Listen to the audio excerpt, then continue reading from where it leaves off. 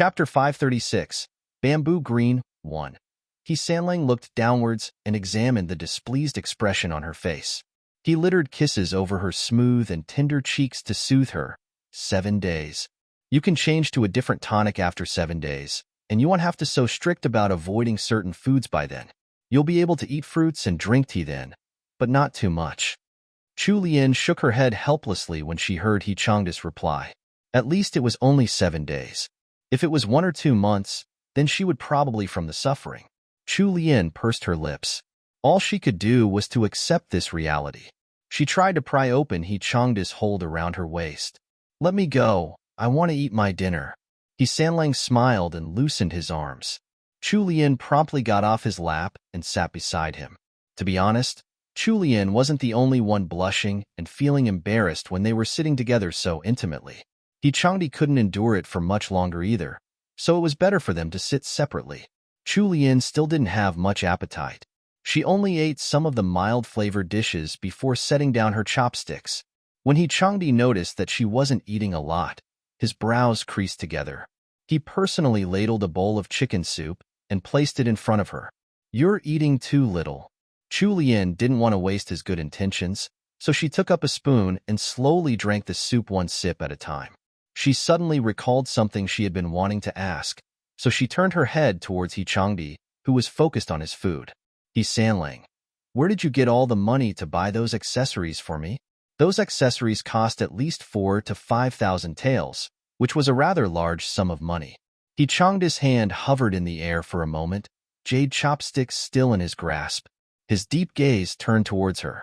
The corner of her lips twitched slightly in a guilty manner, and she added a sweet call of husband. He Changda's discontentment was finally suppressed after he heard that. The young couple hadn't been together for long. Chu Lian was unable to step into the role of a wife and naturally address He Changda as husband so quickly, unlike the noble ladies who had been born and raised in this era. She still needed some time to completely adapt to it. He Sanlang set down the chopsticks in his hand and looked at Chu Lian seriously. He pondered for a moment before speaking. Lianer, I don't want to lie to you. I can't tell you where I got the money from right now, but you don't have to worry. All of it belongs to me rightfully, and I didn't use any illegal means to obtain that money. Chu Lian didn't expect to receive such a reply. She was slightly shocked, but she didn't push him for more answers. She had read the original novel, so she knew the general direction that the Great Wu dynasty would move towards in the future.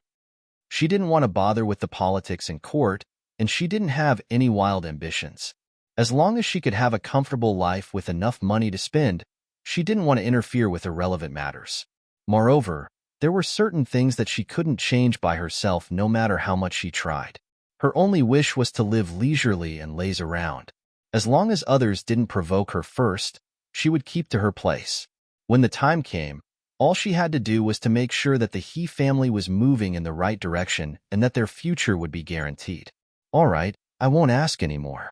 Even if it's your money, you shouldn't spend it so recklessly. If grandmother and the others find out, they might misunderstand. Wasn't it so? House Jinggan was severely lacking in money right now. They had even been thick-skinned enough to ask her to return Gillen Restaurant. If Matriarch He ever found out that He Changda had spent a few thousand taels to buy accessories for her, then she would definitely be mad at the third branch. The He family haven't split off yet, and they still lived with their elders. Thus, they had to do everything in a more low-key manner. He Sanlang understood his wife's misgivings and concerns. He reached over and stroked Chu Lian's hair. Don't worry. Grandmother won't find out. Don't tell me that I still have to ask for permission from others before buying some jewelry for my wife. Chu Lian rolled her eyes. He hadn't just bought some jewelry. He had brought back almost all the accessories on display at Treasure Pavilion. Eat some more. He Changda added more food to her bowl. Seated as she was beside He Changda, when she watched him eating in such a serious manner, she unconsciously followed along and ate more than she expected. She noticed that He Sanlang wouldn't waste any food no matter his circumstances. The couple's meals usually consisted of 3 dishes and 1 soup, a typical amount served in most noble households. However, Chu Lian had improved the menu slightly, and their meals tasted better than most. The amount served on the table was also just enough for the couple, so there wouldn't be much left over. 2 days later, The day of Chu Yuan's coming-of-age ceremony had arrived. Chu Lian had already received the invitation beforehand. Furthermore, it concerned her maiden family, so she couldn't just skip the event. He Changdi had to go to the Ministry of War today to take over his duties, so he wouldn't be free until noon. After the young couple had woken up this morning, senior servant Gue and Xiyin came to help Chu Lian pick out a dress to wear to go out today.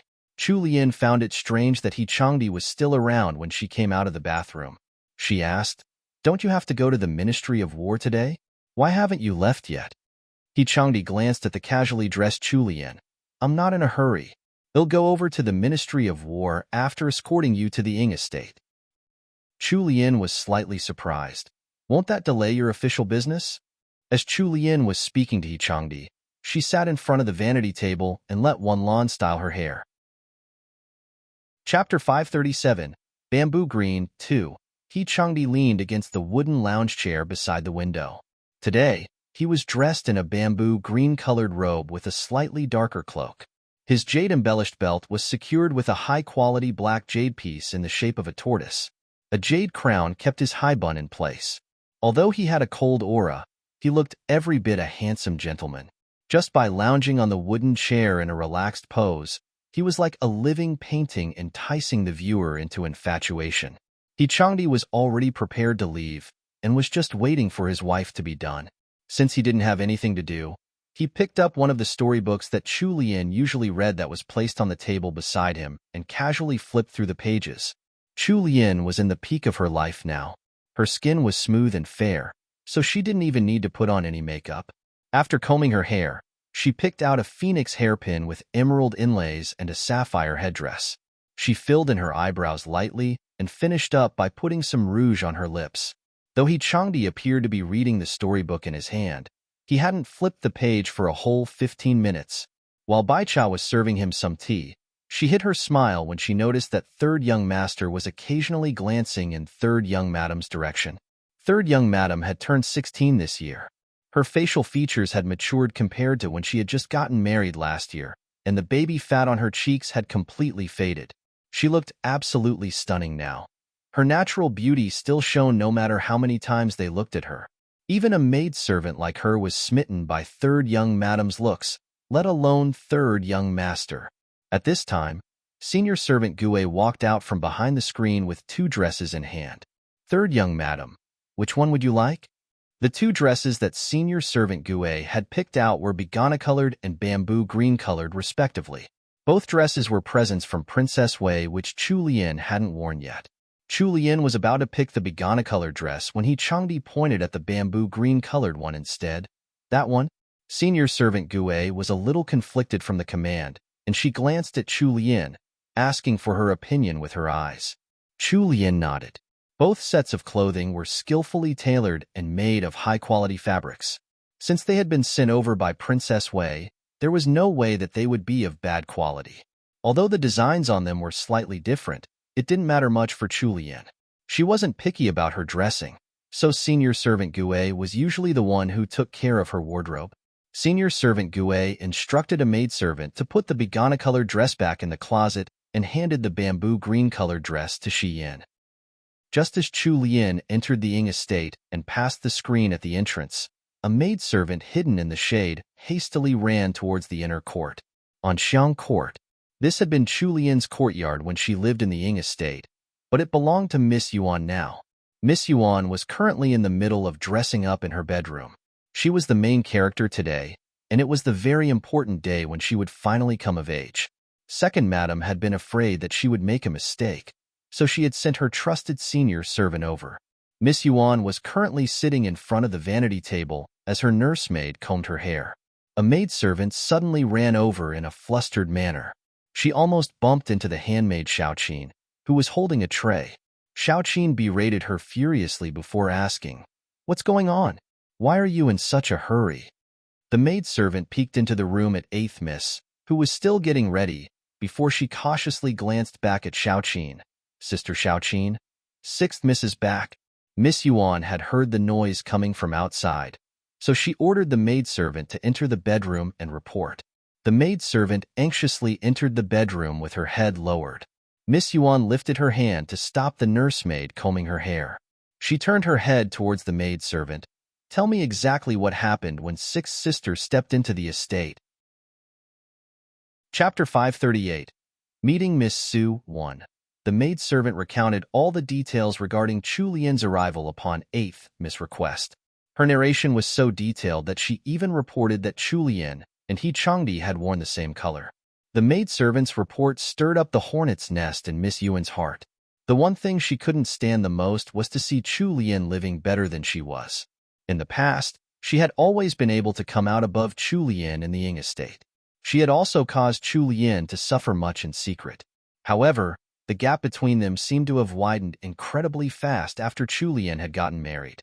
Chu Lian had the extremely profitable Gillen restaurant in her pockets, yet she still had to ask for her parents' permission to buy an accessory. It wasn't even a given that they would give their approval either. Although Chu Lian was already married, Brother Xiao was still thinking about her. He couldn't forget her. Even her husband's family was superior to Haosing. Her husband had gained merit at the northern border and had been bestowed the title of Marquis on Yuan. They were clearly both daughters of the second branch, but Chu Lian had already become a marchioness without any notice while she remained a nobody. Miss Yuan couldn't accept this massive gap between them. They had come from the same roots, so how could Chu Lian be doing so much better than her? Even Prince Weiss's estate held her in high esteem. She had invited Chu Lian over today with the intention to humiliate her. There was a huge difference between their coming-of-age ceremonies after all. Upon seeing the grandeur of her ceremony, Chu Lian would definitely recall how her own had been so plain and half-hearted. Even so, Miss Yuan was still unsatisfied in her heart. He Changdi had official business to take care of, yet had still personally escorted Chu Lian to the Ying estate. Wasn't Chu Lian trying to show off her position in House Jinggan and He Sanlang's current merits? Miss Yuan wrung the handkerchief in her hand with a wretched expression on her face. Her heart was filled with resentment. The only advantage that Chu Lian had over her was her looks alone. Xiaoqin noticed the grim expression on 8th Miss and how she was silently biting her lips, obviously deep in her thoughts. She waved her hand to signal the reporting maidservant to retreat. 8th Miss. Xiaoqin probed with a call. Miss Yuan came back to her senses and took in a deep breath to suppress the monstrous jealousy within her heart. Chu Yuan sent a look at Xiaoqin, who immediately understood what she wanted. The handmaid stealthily left the courtyard while no one was paying attention. Chu Yuan stared at her reflection in the mirror.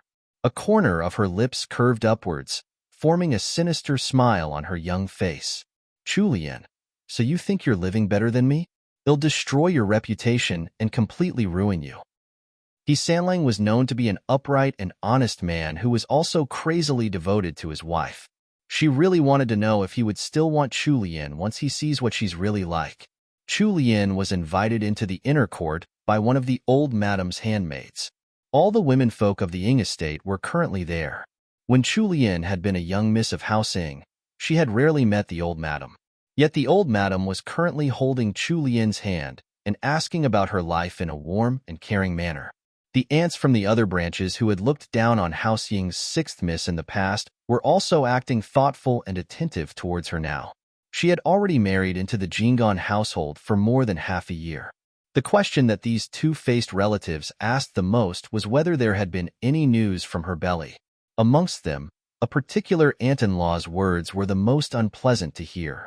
The women of our Chu family are all very fertile. Miss Lian, take a look at how your married sisters have fared. All of them have given birth to sons, so you mustn't bring shame to our Chu family. While it sounded as if she was urging Chu Lian to become pregnant as quickly as possible, it was actually a sarcastic remark about Chu Lian having been able to marry into the Jinggan estate due to this absurd stereotype. Furthermore, she had only managed to turn her life around all thanks to that enviable windfall. In addition, she was also mocking her for not being pregnant yet. This group of women were definitely mad with jealousy over Chu Lian's current status, so it was inevitable that they would say such unpleasant words. However, they only dared to do so because Chu Lian's position wasn't high enough. If Chu Lian's status reached a certain level, then these women wouldn't dare to speak up at all. A good example would be the eldest princess royal of the previous dynasty, the sister to the emperor, Princess Royal Chaoyang. Though she had never borne any children in her lifetime, she was considered a heroine. She led 100,000 elite soldiers to defend against the rebellion of Prince Huaiyan and protected the position of the imperial family. Chaoyang was then bestowed the title of Protector Princess Royal. Princess Royal Chaoyang and her husband, Princess Consort Chu, never had any children throughout their lives, but the Chu family had never dared to have any complaints. Matriarch Chu had even advised her son not to take any concubines. Although the people now were uncertain about whether Princess Consort Chu and Princess Royal Chaoyang truly loved each other, it remained a fact that Princess Consort Chu had never taken a concubine despite Princess Chaoyang being barren. That was enough to prove his love for her. Chu Lian sat beside the old madam with a faint smile. She didn't deign to reply to the rude aunt-in-law's words. The old madam held her hand with a kind expression on her face. "Miss Lian, your aunt's words may be somewhat unpleasant, but they're true. You've been married to Marquis On Yuan for nearly half a year. Why hasn't there been any news? This isn't good." Chu Lian hadn't thought that the entire housing would be eyeing her stomach. She was only 16 right now, so it would still be considered too early for her to get pregnant even by normal means. Her third aunt-in-law, seated further down on the right side, seemed to have thought of something.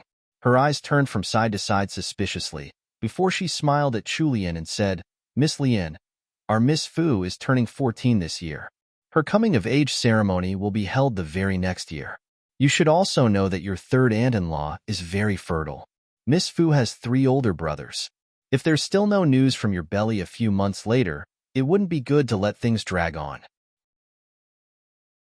Chapter 539. Meeting Miss Su. 2. Chu Lian had initially found it a little strange that third aunt-in-law had suddenly mentioned Miss Fu. However, once she finished speaking, Chu Lian instantly understood what she had meant. She was extremely shocked, to put it lightly. Third aunt-in-law was hinting at giving Miss Yuan to He Changdi as a concubine to bear children. What kind of mother was she? Why was she so desperate to give away her own daughter? Even if the prestige of the present housing had declined, a legitimate daughter of the family couldn't just be given away as a concubine, even to a highly ranked official. What was wrong with this third aunt-in-law's brain? The smile that Chu Lian had somehow managed to squeeze out completely disappeared after third aunt-in-law said those words.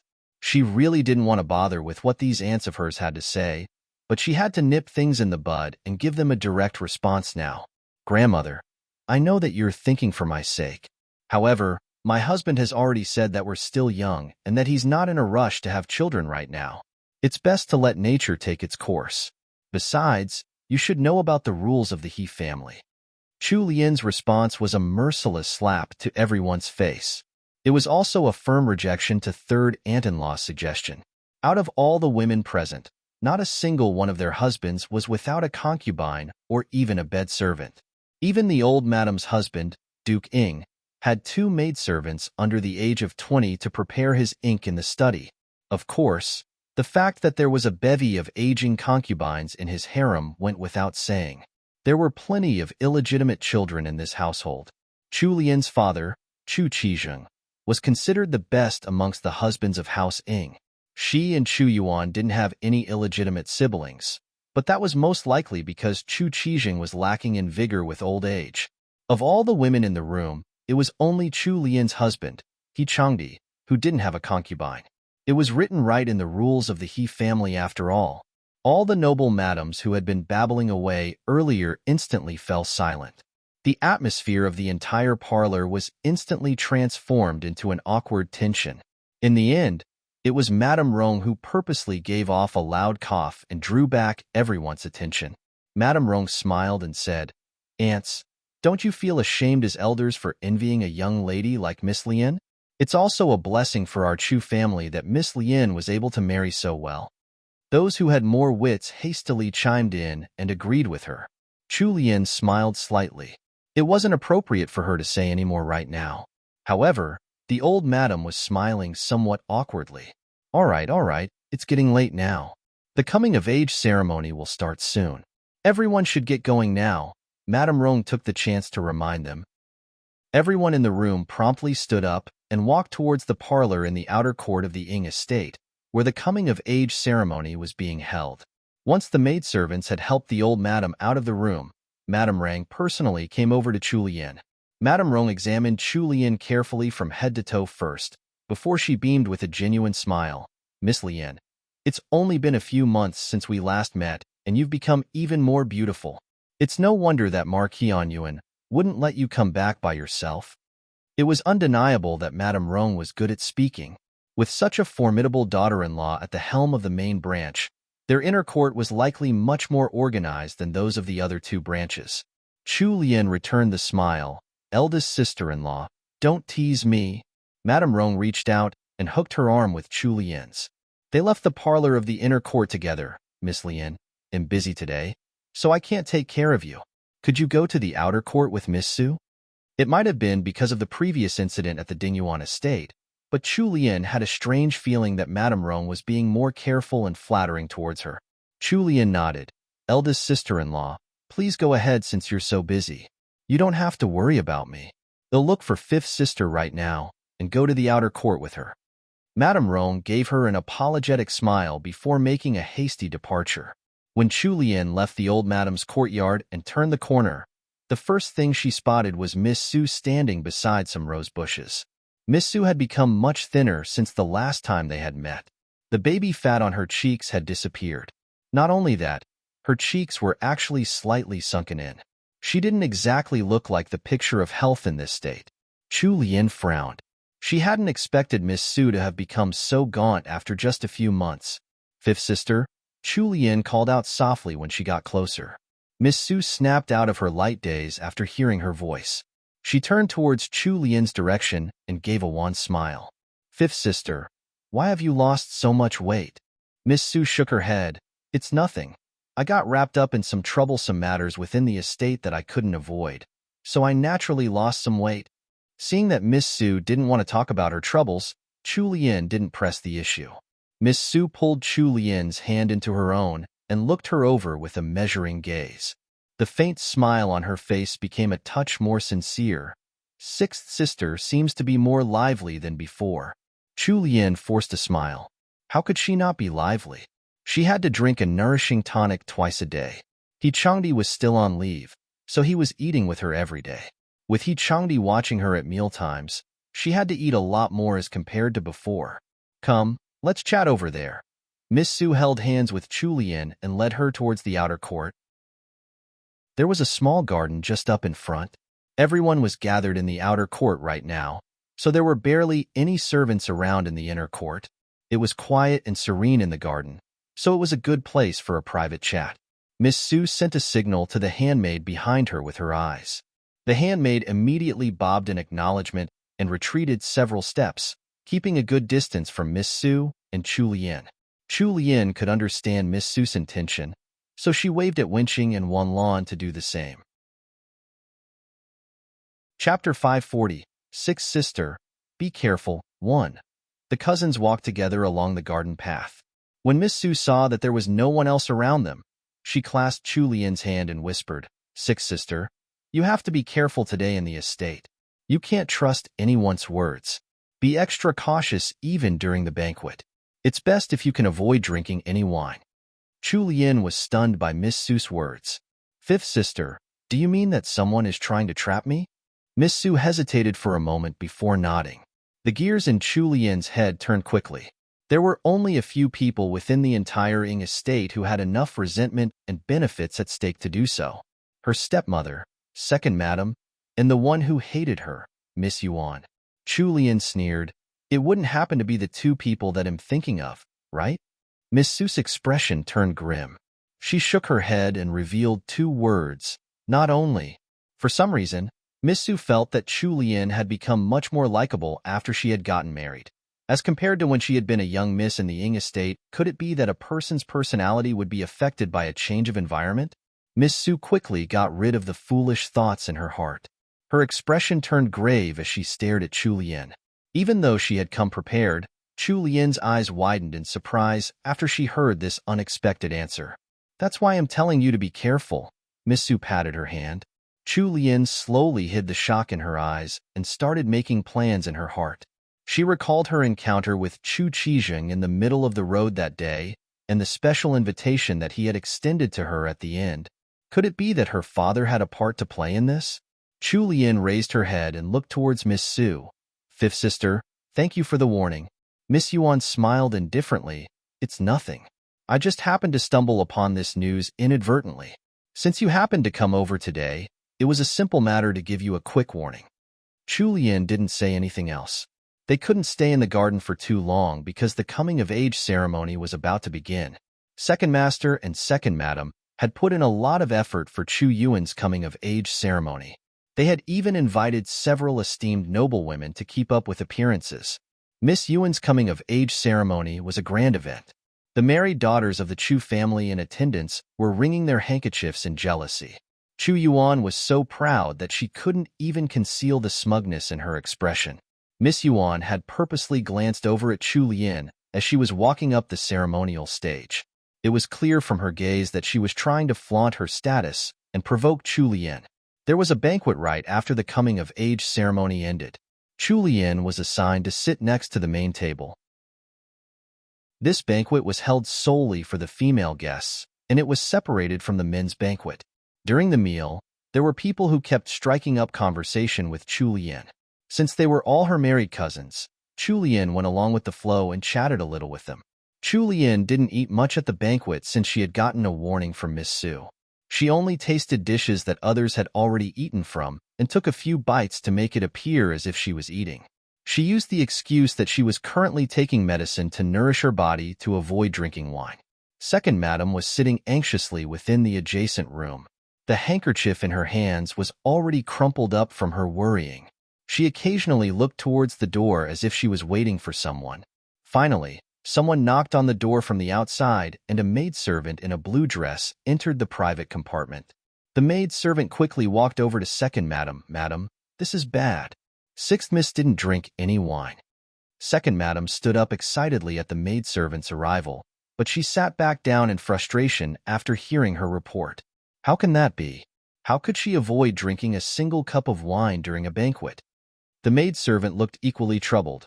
One of Sixth Miss' servants said that Sixth Miss is currently drinking a medicinal tonic, so she can't take any alcohol. Second Madam's features contorted into a wretched expression. She clenched her fists as her face was flooded with resentment. Madam, what should we do now? Second Madam was getting impatient. Her eyes darted around the furnishings in the room frenetically. Suddenly, her eyes lit up and the corners of her thin lips curved upwards into a smile. She beckoned the maidservant over and whispered something into her ears. After receiving her orders, the maidservant left the room at speed. Chapter 541. Sixth Sister, Be Careful, 2. Halfway through the meal, Chu Lian turned around to ask Wenqing, Has Third Young Master arrived yet? Wenqing whispered into Chu Lian's ears, replying to Third Young Madam, the driver of our carriage, Uncle Lu, sent someone to relay a message.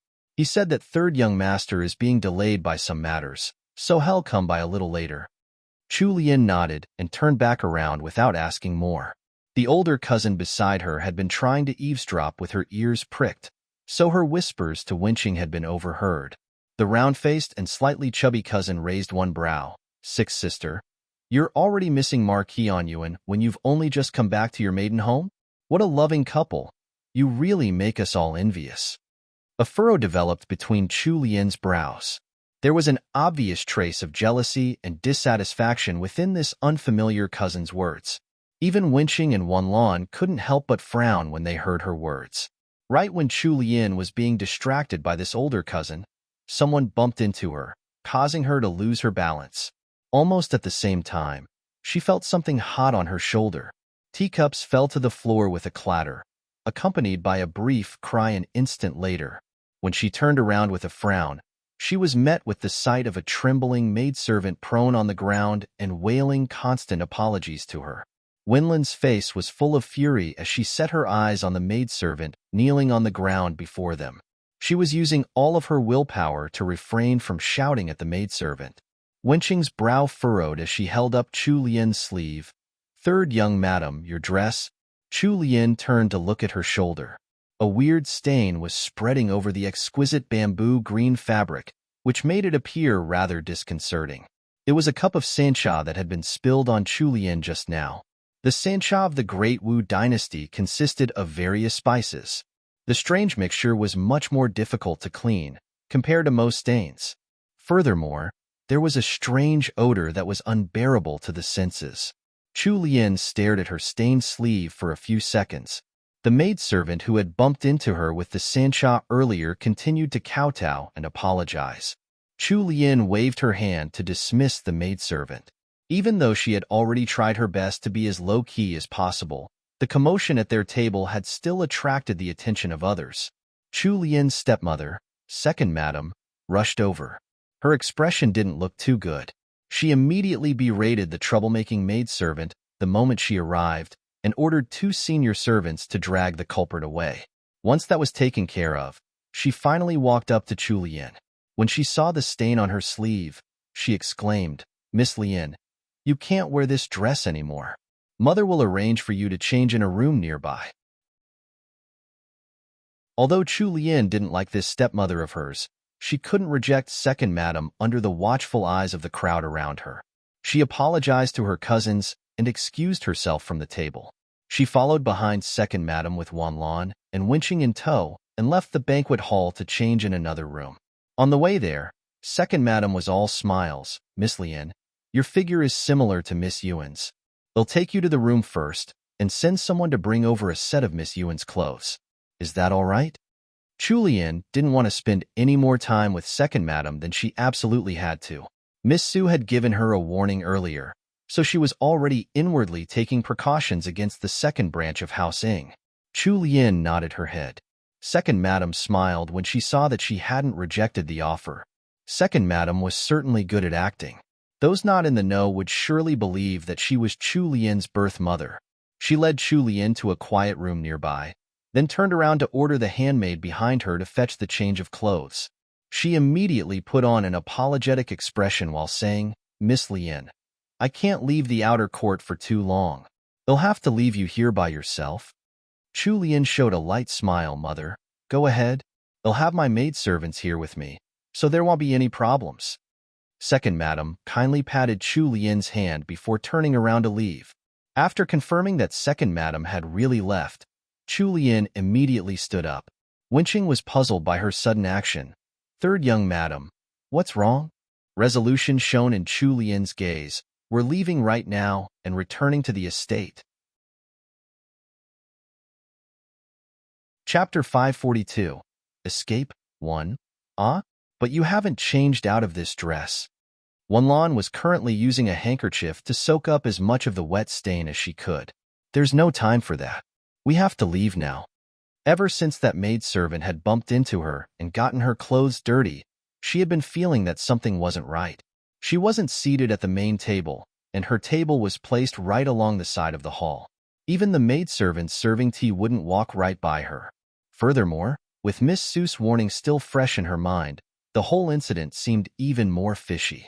Although Chulian had brought Winching and Wanlan with her just in case, there wasn't an absolute guarantee of her safety even with their martial arts skills. This was the Ing estate, not the Jingon estate. She wasn't the original Chulian, and she wasn't familiar with this place. There was still Xiao Bojian waiting somewhere in the shadows too. She couldn't be sure that she wouldn't get into trouble.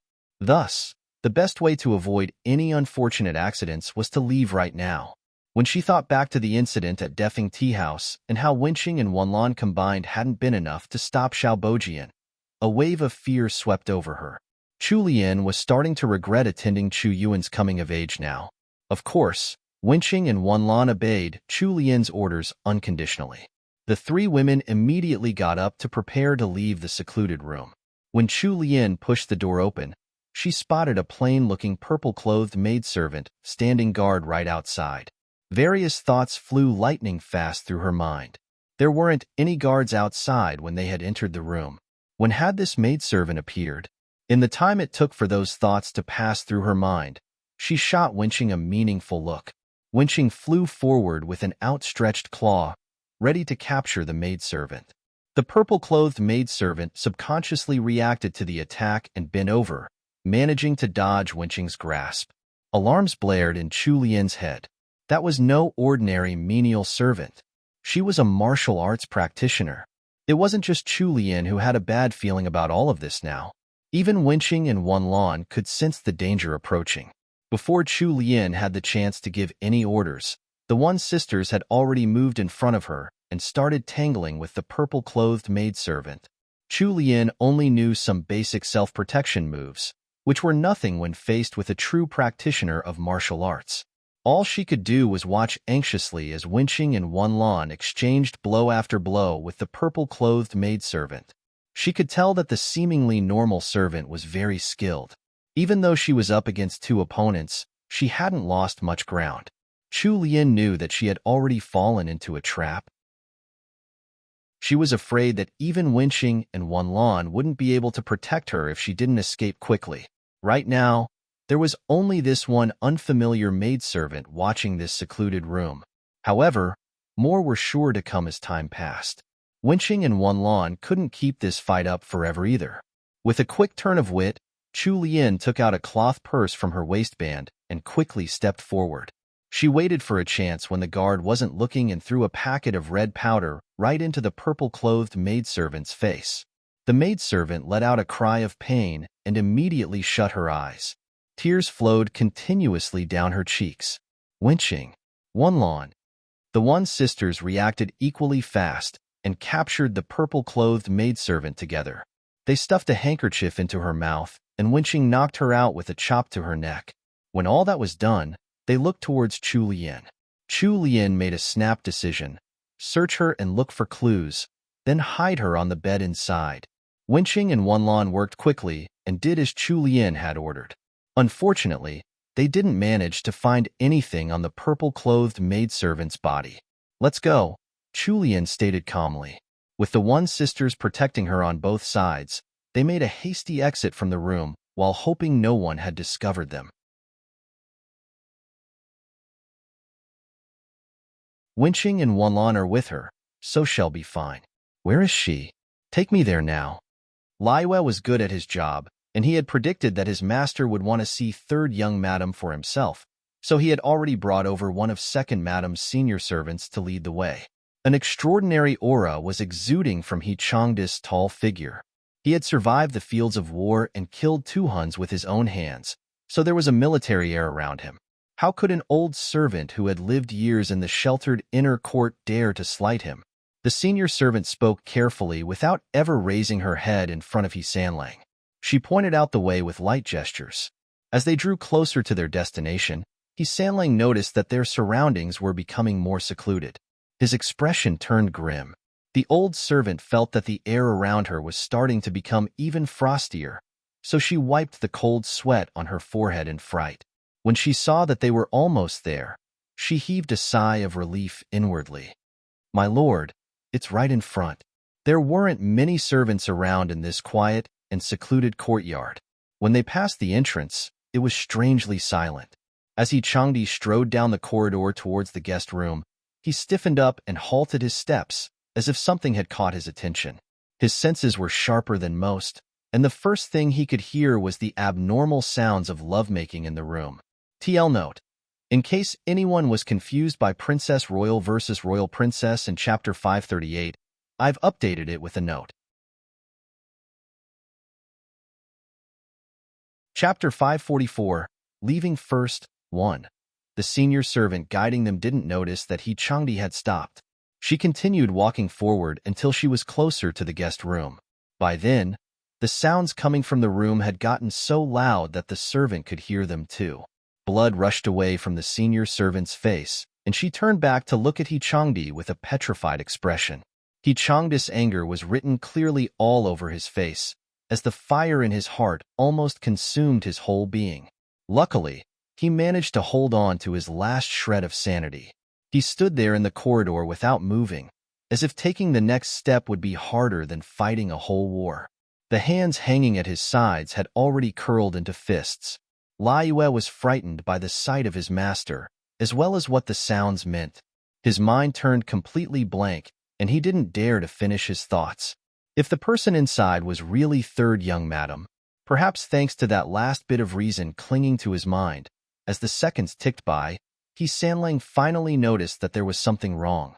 The voice echoing from the room, husky with lust, wasn't Chu Lian.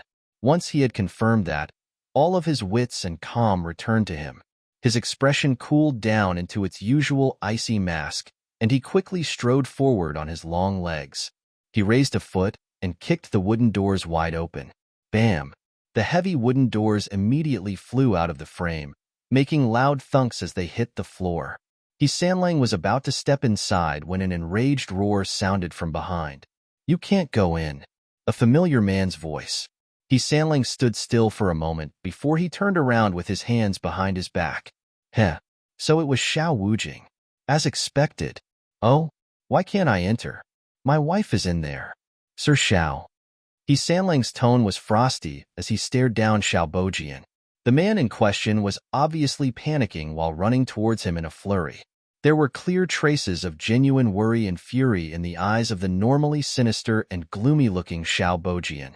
This wasn't what he had planned. Xiao Bojian didn't have any mind to pay attention to Changdi at this point. He attempted to charge right into the guest room impatiently, but Changdi wasn't such an easy opponent.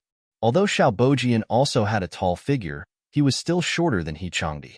Furthermore, he didn't practice martial arts and his body was more on the slender side. He wasn't a match for Sandlang at all. By simply reaching his arm out and applying a minimal amount of force, Changdi had already managed to pull Xiao Bojian behind him. Before Xiao Bojian could even react, his butt was already seated on the floor, courtesy of Changdi. One jumped in fright. He hadn't thought that his master would be so reckless.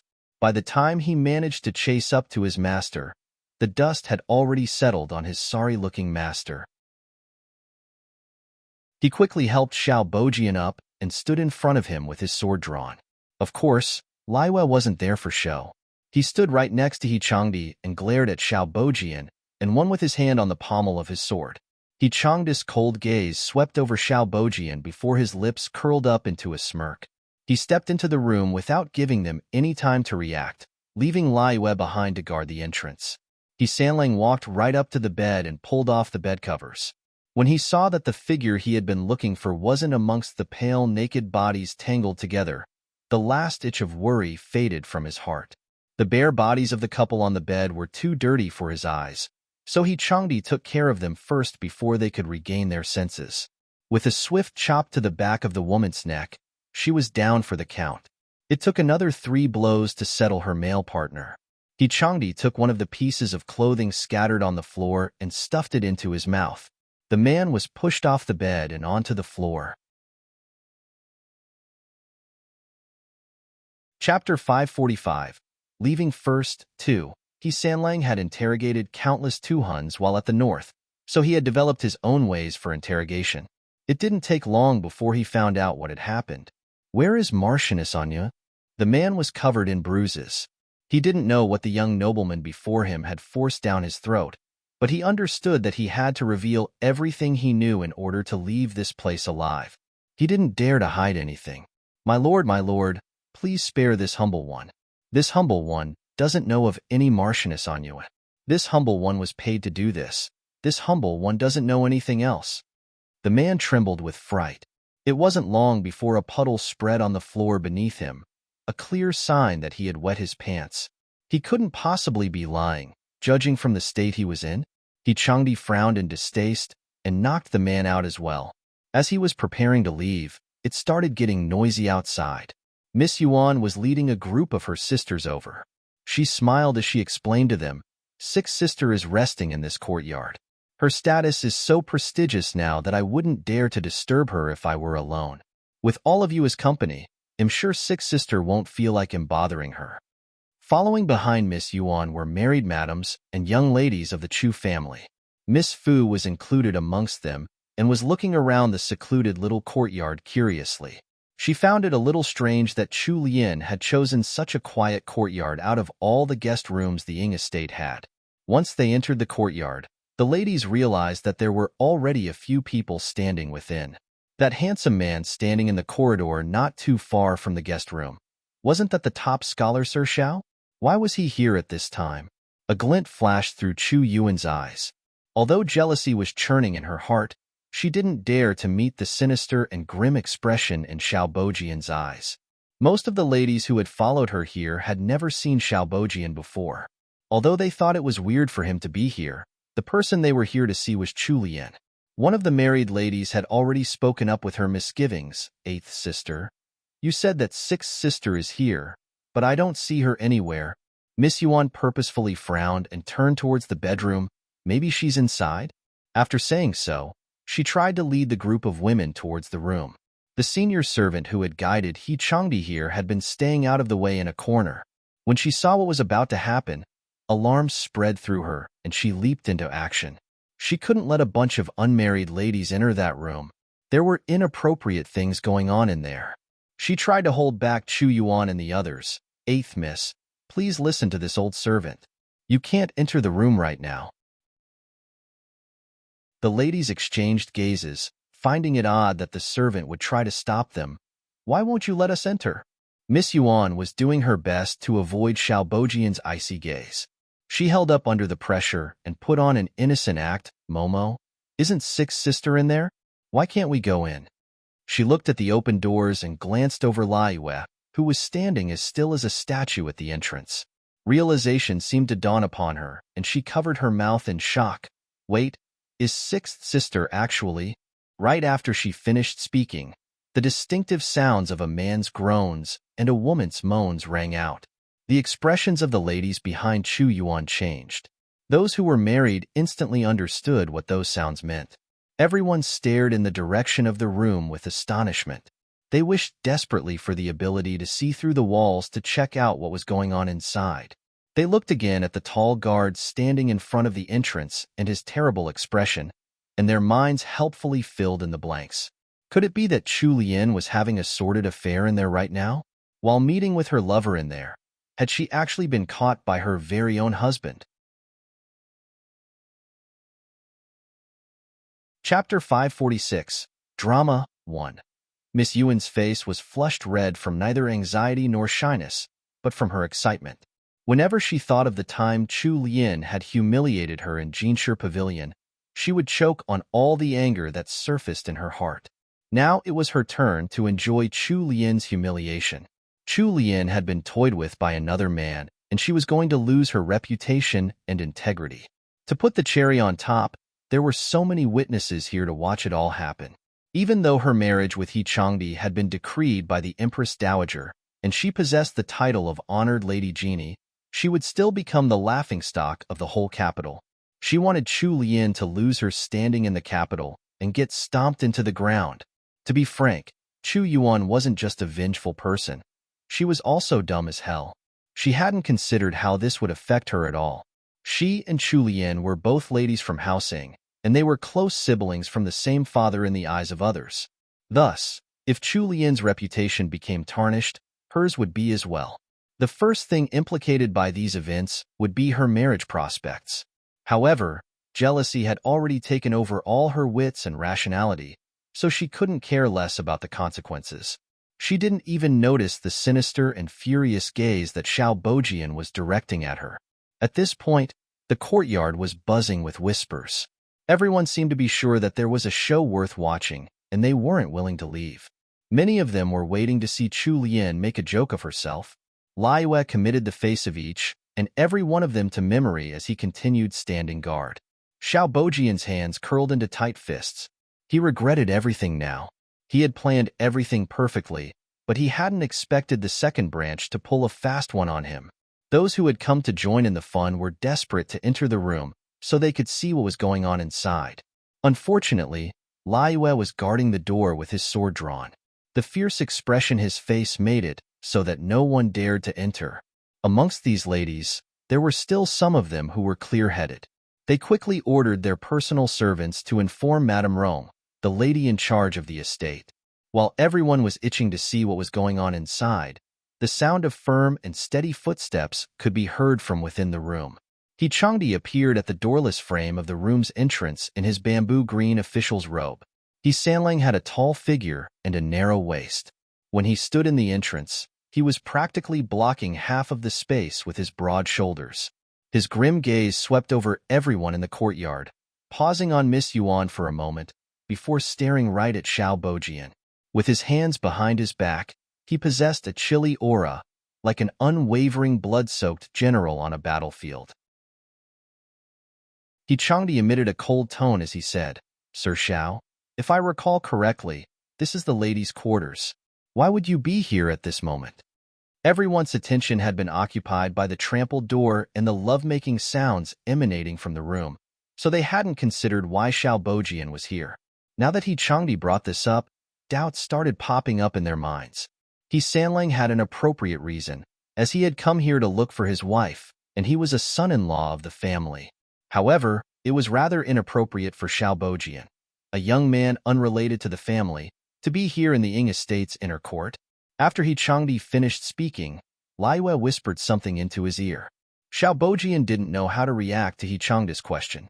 His complexion had already turned a little pale from his anger earlier, and now a storm was starting to brew on his face. He glared right back at He Changdi with his feminine features contorted into a sinister grimace. Since it was getting dangerous for him, he endured his anger and sarcastically replied, "This is my teacher's home. I'm usually in the estate and I pay visits to his wife, Matriarch Ying, often. It's nothing out of the ordinary for me to be here."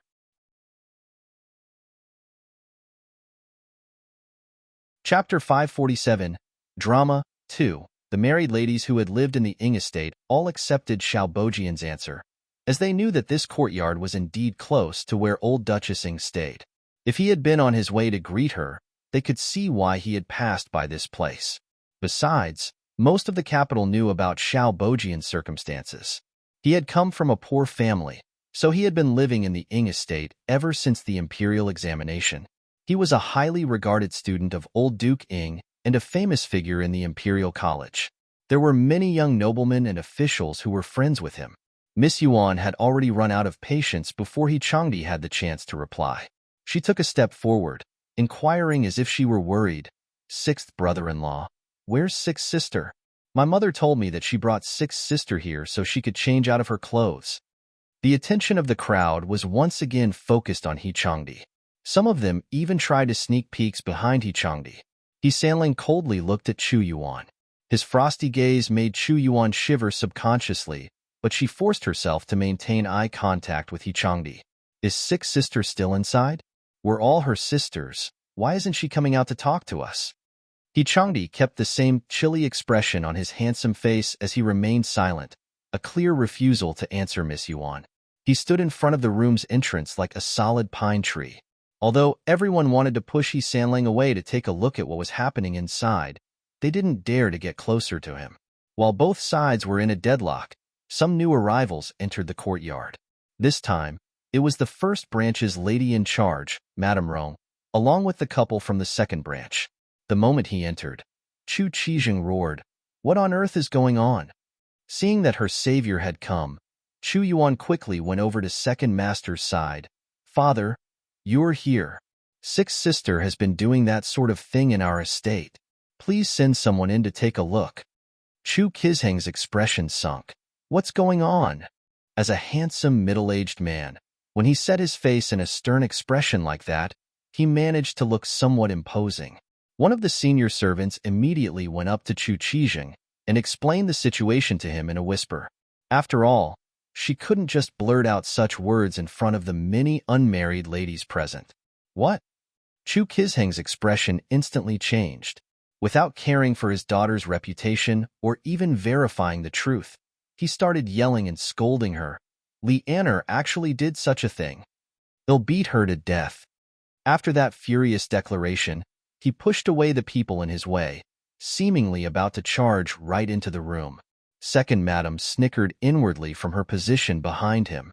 It went without saying how Chu Yuan felt. It had been a long time since she had felt so happy.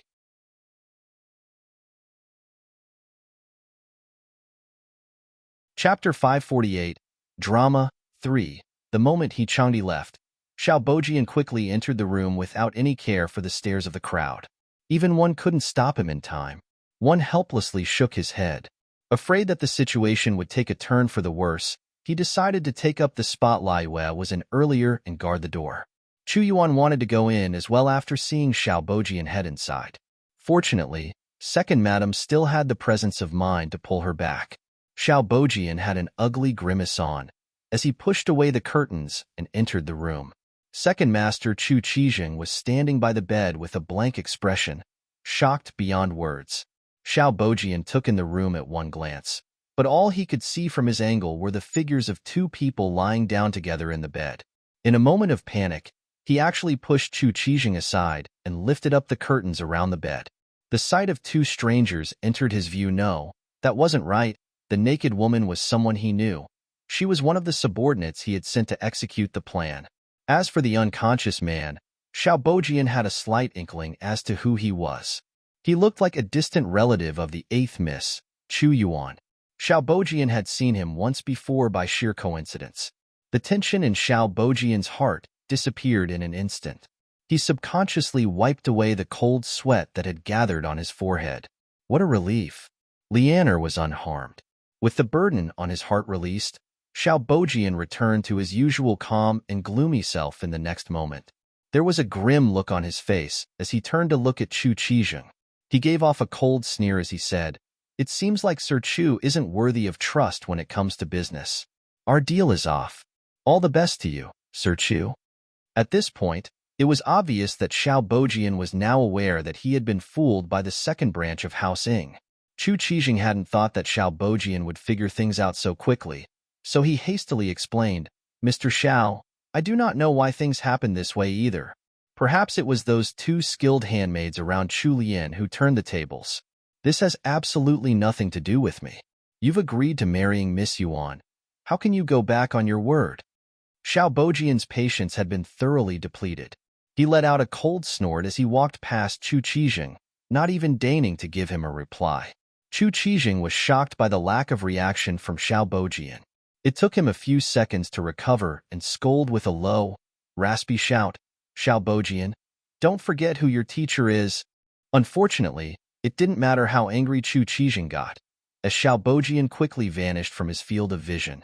Chu Qijing staggered a few steps forward as all his energy left his body. Luckily, he managed to grab onto an old wooden rack, or he would have fallen to the ground. Chu Qijing took some time to put up a calm front before leaving the room. The first thing he did was to walk up to second madam in fury and berate her. "All you do is cause trouble." He then turned to Miss Yuan. "Why haven't you returned to your damned room? You are getting more and more outrageous." Even someone as slow as Miss Yuan could tell that something was wrong. Her father had only revealed these plans to her after discussing them with her mother, so why would her father chastise her at a time like this? There was only one possible reason for that. The plan had failed. Chu Qijing left the scene quickly, charging out of the courtyard furiously with his attendants, while second madam and Miss Yuan went into the room with disbelief. They looked all over the room, but they couldn't find any trace of Chu Lian, even down to her dirty clothes. Chu Yuan stared blankly in shock. There was a terrible expression on her face. This whole affair turned out to be a dramatic play where they had ended up shooting themselves in the foot. So the gossipy expressions of the ladies who had tagged along with Chu Yuan faded into awkward silence. The news of Miss Yuan falsely accusing her own sister of adultery at her own coming-of-age ceremony would likely spread everywhere soon. When that happened, there would probably be no one who would speak up for her or even take her side.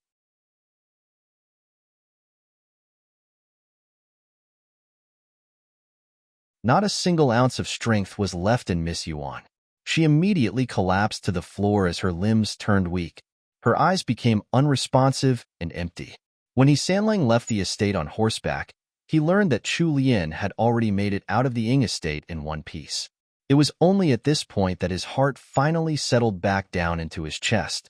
He turned back for one final stare at House Ying's main entrance, a grim and icy look in his eyes. He whipped his horse and headed straight back to the Jinggan estate, his entire visit to the Ying estate completed without even having a single bite of food from the banquet. Only 15 minutes had passed since Chu Lian returned to Songtao Court before He Changdi returned as well. The moment he entered Songtao Court, his first reaction was to ask, "Where's third young madam?" Senior servant Gue shivered from the chilly aura he was emanating and replied out of reflex, "Third young madam is changing her clothes in the bedroom." Sanlang impatiently entered the inner room on long strides. When he walked up to the screen in front of the bathroom, he spotted Xian standing by the entrance and caught the sounds of running water with his sharp ears. He waved at Xian to dismiss her. Xian threw one glance at the bathroom before leaving obediently with her head lowered. Sanlang paused for a second. After taking a deep breath, he moved past the screen and entered the bathroom.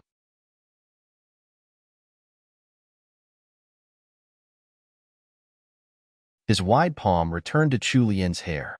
He gently caressed and patted her head. "They'll wait for you outside. Although the water is still hot, it's not good to soak in it for too long." Thus, Chu Lian watched as Changdi strode out of the bathroom. She breathed a sigh of relief after Sanlang disappeared past the entrance screen of the bathroom. However, she felt strangely dejected, as if she hadn't really wanted him to leave. Chu Lian was stunned by the thoughts that had suddenly surfaced from her mind.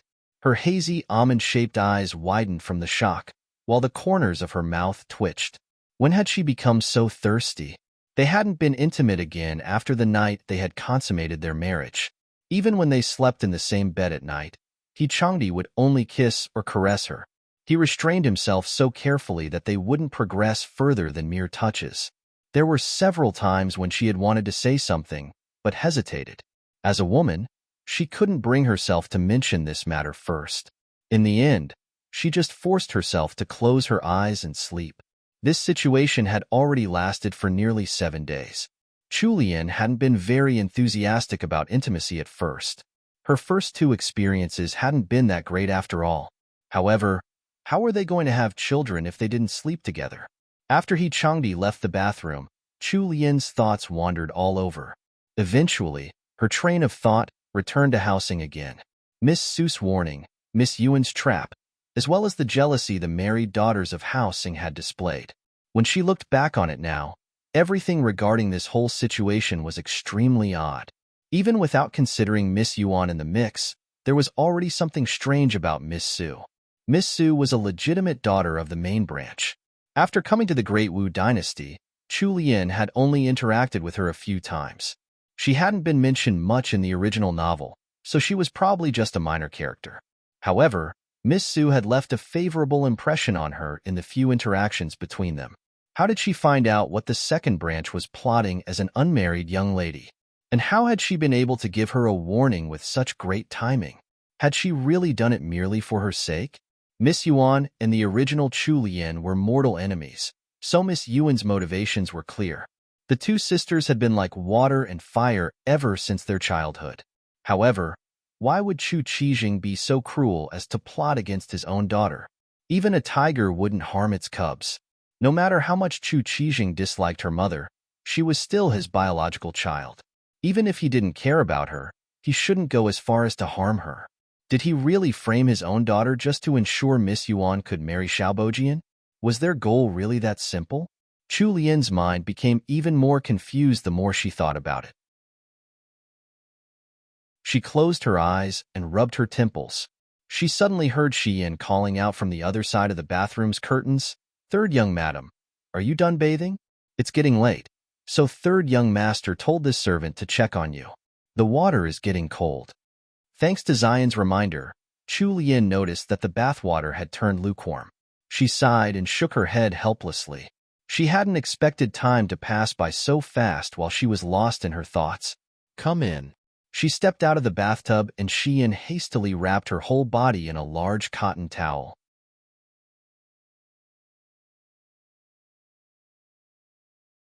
Chapter 551, Mutton Soup 2. Chu Lian changed into a set of casual home wear, a cherry blossom-colored jacket and a pleated skirt embroidered with golden flower patterns. When Chu Lian came out of the bathroom holding her slightly damp long hair, she looked up only to see Changdi sitting on the chaise beside the window. There was a cup of tea on the table beside him, and he was holding the storybook that she usually read in his hand. His brows were furrowed slightly. It seemed like he had clearly seen something he didn't like. He must have heard Chu Lian's footsteps as he set down the storybook and lifted his piercing gaze. He beckoned Chu Lian over and spoke in his husky voice. "Come over here." Chu Lian blinked once and went over without any hesitation. Changdi sat up and moved back into the chaise, leaving the outer part for Chu Lian to sit on. He took the towel from Chu Lian's hand and started, with gentle movements, to help her dry the ends of her hair which had gotten wet while she was bathing. Chu Lian sat on the chaise with her legs crossed. When she glanced over the table, she noticed that there was only plain hot water inside the teacup, so she asked curiously, "Why don't you drink sencha anymore?" He could drink honey water even if he didn't feel like drinking sencha. When did he Sanlang start drinking only plain water? Xian had already served Chu Lian a cup of warm honey water in the time it took for her to speak. After gauging the moods of third young master and madam, Xian tactfully waved over the other two maidservants on duty, and they retreated in unison. The movement of Changdi's hands hadn't stopped once during all this. When he heard her question, he looked up slightly and met with his wife's eyes. "Tastes terrible. Sickening." Chu Lian was dumbfounded by his answer. Sanlang was really a miser with words. If not for the fact that she had spent enough time with him to understand his personality, then she really wouldn't have understood his words.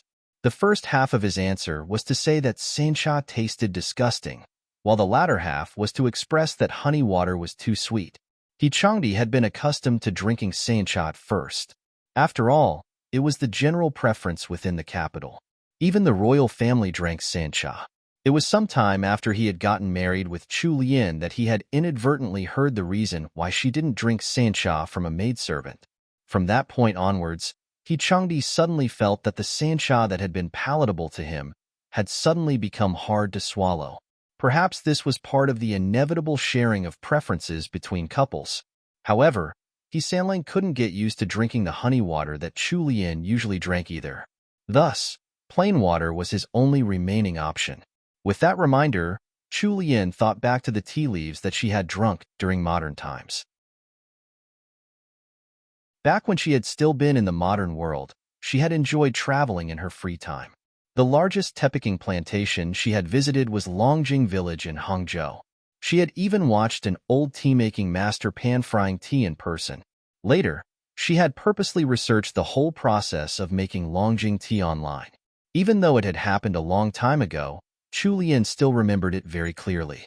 Her eyes lit up after she realized what date it was. It was almost the end of February, so it would be the best time to pick spring tea in a little over 10 days. Wait a few more days, they'll pan-fry some tea for you to drink. Changdi didn't actually take Chu Lian's words to heart. Even the most valuable Zhengshan tea doesn't pique his interest. What kind of tea could his wife produce that would beat that? Thus, Sanlang just gave her a half-hearted grunt of acknowledgement. When Chu Lian turned around and noticed his rigid and cold expression, she asked in a displeased tone, "Sanlang, don't you believe me?" "Of course I believe you." Your reply was too half-hearted. Chu Lian rolled her eyes and shifted to an upright sitting position. "They'll have to make you eat your words when the time comes."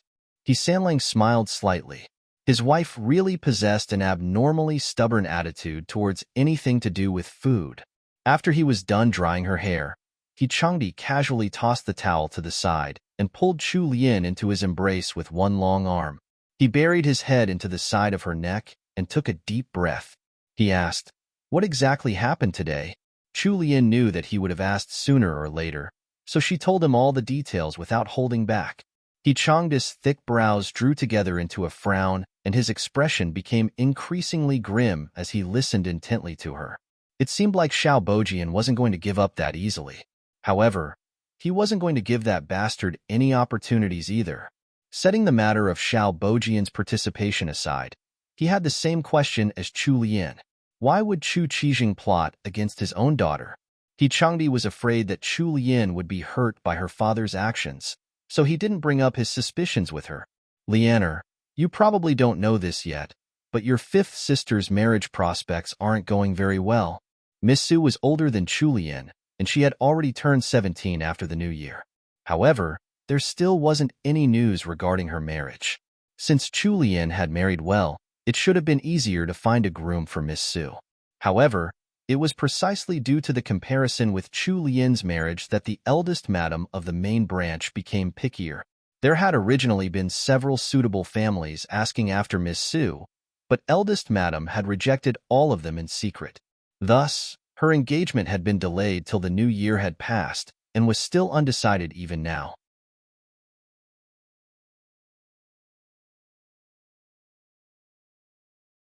Chapter 552 Mutton Soup 3 Chu Lian heard He Sanlang tell her in a hoarse voice, "Don't go to the Ing estate anymore." Chu Lian nodded. She shared the same sentiment. Her mother had passed away a long time ago, and her own father didn't even like her, let alone old Duke and Duchess Ing. She wasn't the original Chu Lian either, so Housing was like a stranger to her. It would be better to have as little contact with them as possible in the future. A rumble of hunger came straight from her tummy. Chu Lian turned around and looked at the chiseled profile of He Sanlang's face. "Have you eaten your lunch yet?" The corner of He Changda's lips lifted into a smile. "Why? Is Lianer going to cook a meal for me?" "That's right. Is there anything that you want to eat?" He Changdi was indeed hungry by now.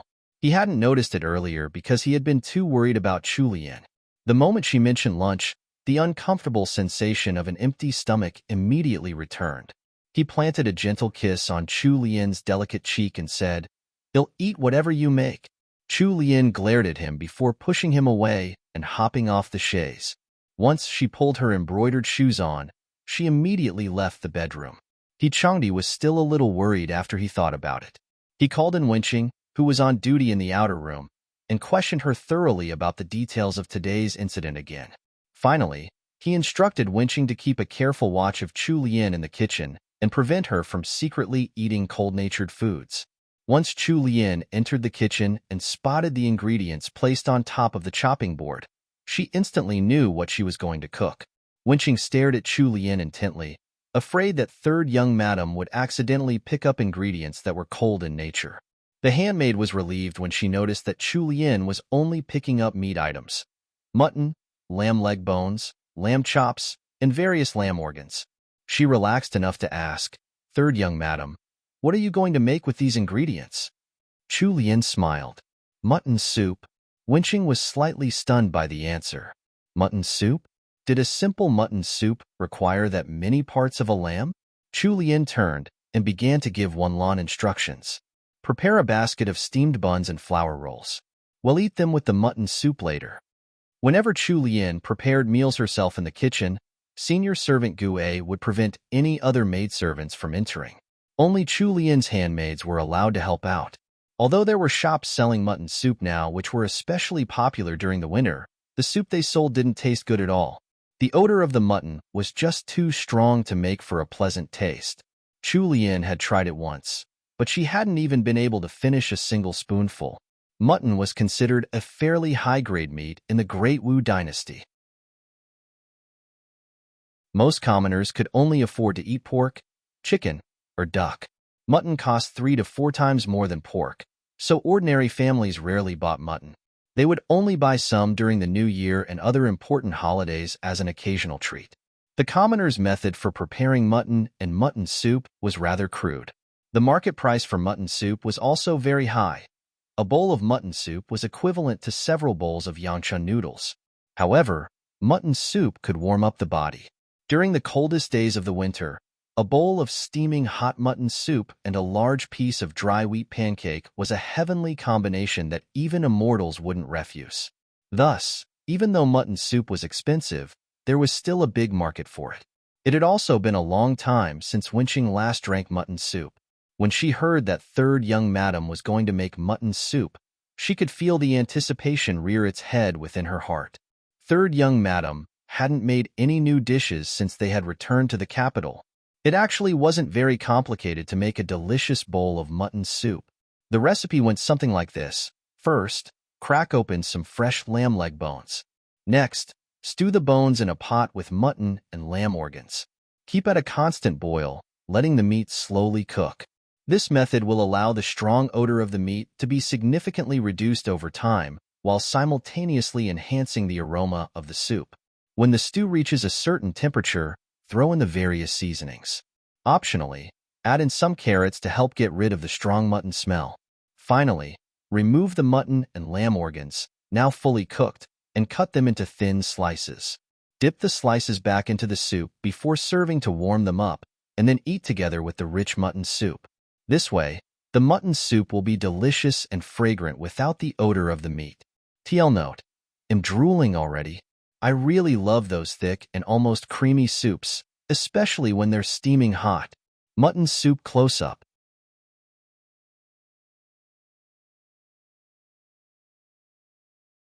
Chapter 553, Mutton Soup 4. After preparing the mutton soup, Chu Lian told Wenqing to watch over the fire.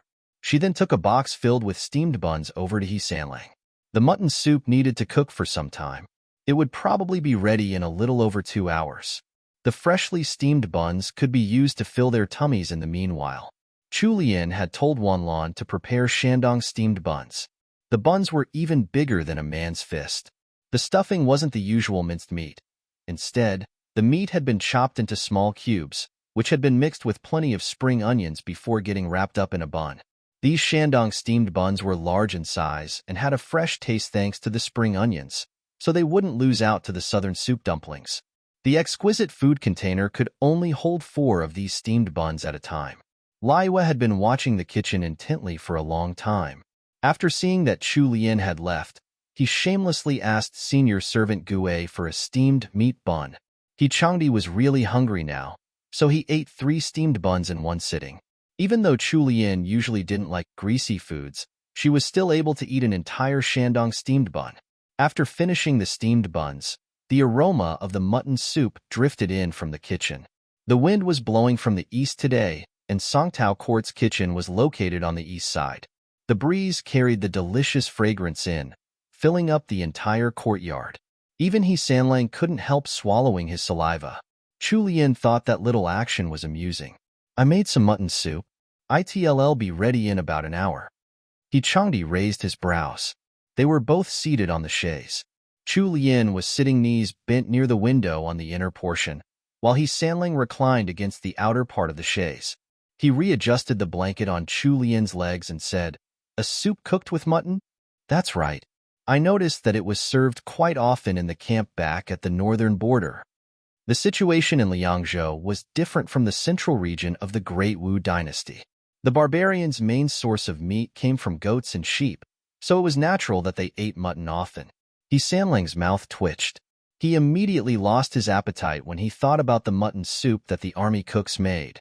The soldiers at the northern border had joked about the top 3 dark cuisines of the northern border troops. The first place winner just happened to be mutton soup.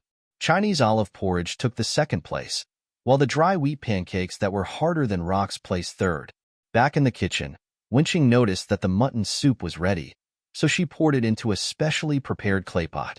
After placing the clay pot in the food container, she brought it over to the bedroom. Countess Jinggan was on a strict diet since she was still taking medication.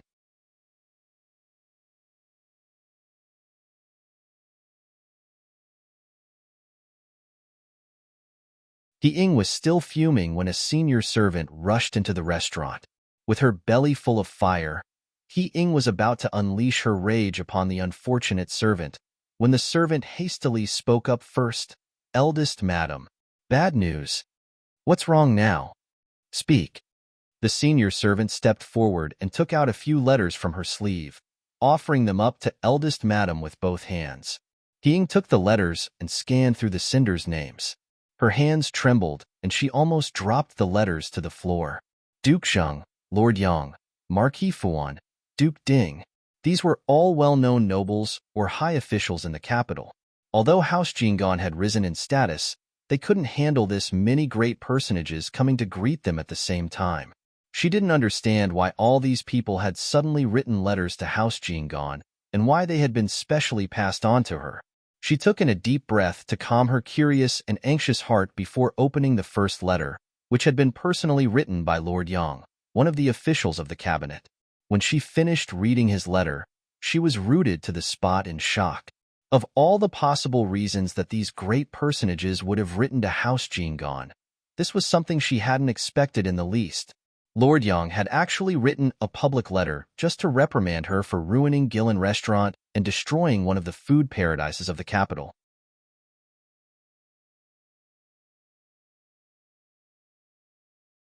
Chapter 555.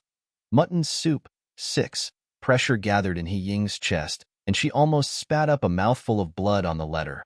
She slapped the letter onto the table and resisted the urge to throw the thin, yet harsh letter into the fires of a nearby brazier. Pan Yinjin was seated right next to her mother, so she had been reading along with Ying as well. Rage boiled in her chest as well. It wasn't as if they didn't want the restaurant to do well. Chu Lian had made things difficult for them on purpose.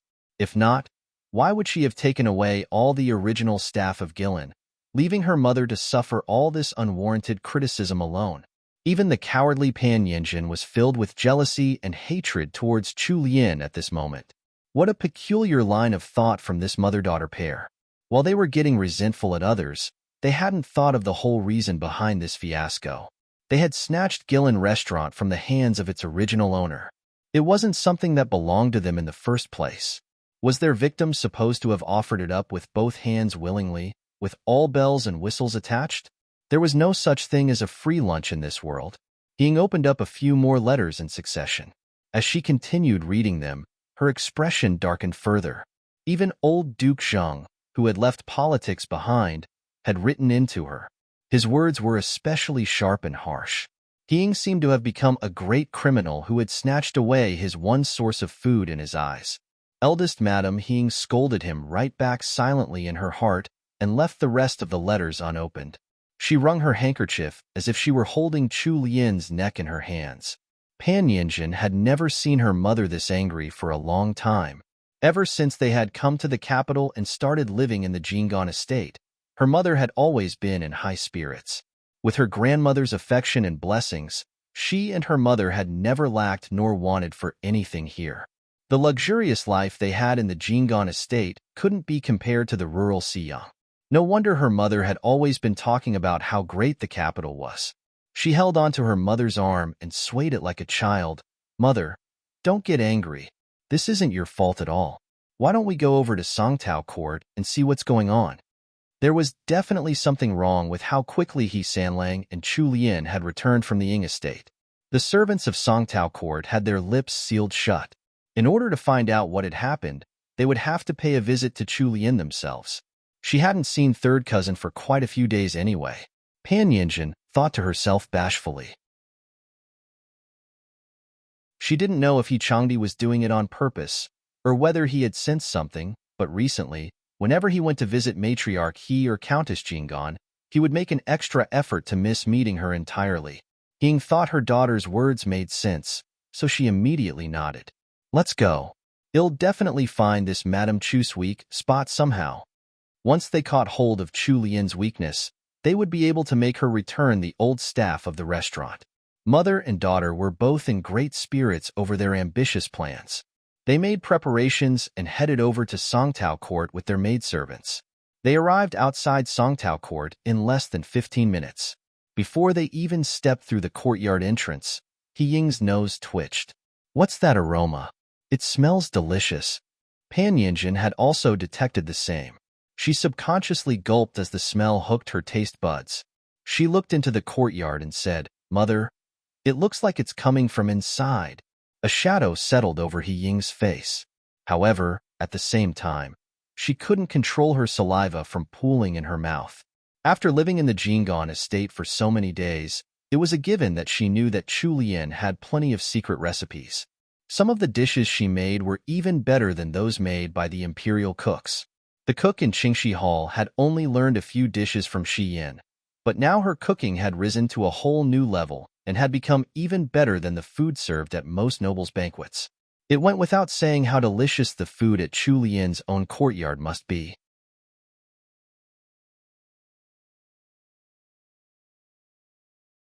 Chapter 556. Mutton Soup. 7. Indignation rose in eldest Madam's heart. It was bad enough that Chu Lian hadn't made a peep after Gillen Restaurant's reopening had failed so spectacularly. However, she still had the mood to cook up more delicious food at home. Wasn't that too much of her? In the time it took for these thoughts to pass through her mind, she had already entered Songtao Court with her daughter. A maidservant immediately ran in to report their arrival. By the time they reached the parlor, Chu Lian and He Changdi were already drinking mutton soup and eating flour rolls. The savory vegetable flour rolls and the pot of thick, warming mutton soup, as well as the various plates of appetizers, presented a huge feast for the eyes. He Ying and her daughter had started salivating without realizing it. Chu Lian and He Sanlang had already been informed that He Ying and her daughter had come, so they weren't surprised in the least. When Chu Lian set down the white porcelain bowl in her hands, Xian immediately stepped forward with a wet towel for her to wipe her hands. Following that, Chu Lian slowly stood up and bobbed towards eldest madam in greeting. What might be the reason for this visit, aunt? Chu Lian's smile was as charming and brilliant as ever. Her tone was also friendly, and her voice pleasant to the ear. The way she kept a faint smile on her lips as she spoke was as refreshing as the newly arrived spring breeze. However, when faced with this sight, only anger and irritation abounded in He Ying's heart. She harumphed coldly. What? I can't just pay a visit to you without a proper reason now? Once she finished speaking, He Sanlang looked up from his soup and cast a deliberate, cold glance at her. That one look was enough to send chills down eldest madam's spine. However, she quickly recovered her calm and propped herself up with the facade of a senior family member. She sat right down on a sandalwood chair without waiting for an invite. Pan Yanjin sat obediently behind her, other like a harmless little pet. What do you mean, aunt? Of course you're welcome to visit us anytime you like. Chu Lian's mood didn't seem to be affected by He Ying's words at all. Conversely, she seemed rather agreeable and amenable. She took her seat again right after. While He Sanlang was seemingly drinking his soup without a care at one side, he had been watching Chu Lian the whole time. Seeing that her appetite wasn't very good and that she hadn't eaten much, he filled up her bowl of soup again and set it before her. Drink more. He Chang's magnetic voice was especially seductive when he lowered his volume to a husky whisper. It was Pan Nianzhen's first time hearing such a gentle tone from her cousin. Her face instantly turned red. She replayed the scene again in her mind, but placed herself in Chu Lian's position instead.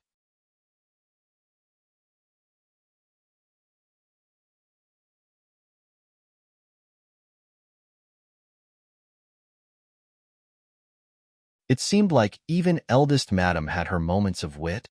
Before Chu Lian could reply, He Changdi had already spoken up. Aunt, since grandmother has entrusted Gillen Restaurant to you to manage, you should know what your priorities are. I'm the one who told Lianer to return home earlier today. Are you going to question me for the reason? He Ying was stunned speechless by He Sanlang's words. She hadn't thought that the taciturn He Changdi would pick this moment to speak up and defend Chu Lian. He hadn't been like this back when Miaojin had almost miscarried. Despite the anger in her heart, He Ying didn't have any measures to deal with He Changdi, whose status was greater than everyone in the entire Jinggan estate. With her little bit of intelligence, she was still able to surmise that the one person she couldn't afford to offend in the estate was He Sanlang. If she ever did so, she and her daughter wouldn't be able to continue having the sweet lives they had now. What a pity that she hadn't realized that offending his wife was a far greater offense in He Chang's eyes, compared to offending him. Sanlang, what are you saying? I'm only asking because I care about you too. He Changdi shot a cold glare at her and remained silent. Thus, He Ying had no choice but to abandon this line of conversation. The gears in her head turned. Since she had already lowered herself to come to Songtao Court, she couldn't possibly leave without getting something in return. Sanlang, since you mentioned Gillen Restaurant, I'll be honest with you. There have been some problems with Gillen Restaurant. I was wondering if you would be able to help your dear aunt a little. I'm doing this for the good of our estate after all. Think about it. If our public coffers grow richer, then your third branch will have more to spend as well, won't it? Since He Changdi had already taken over the conversation, Chu Lian let him continue talking to eldest madam without any interruption. Now that He Ying had mentioned Gillen Restaurant, her curiosity was piqued. She wanted to know how He Changdi was going to reply to her. It would be impossible for her to continue helping Gillen Restaurant to earn money. Even if He Sanlang agreed to it on her behalf, she would reject him on the spot. As her thoughts were wandering, He Changdi finally replied, Has your age caught up to you, aunt? Or is your memory going bad?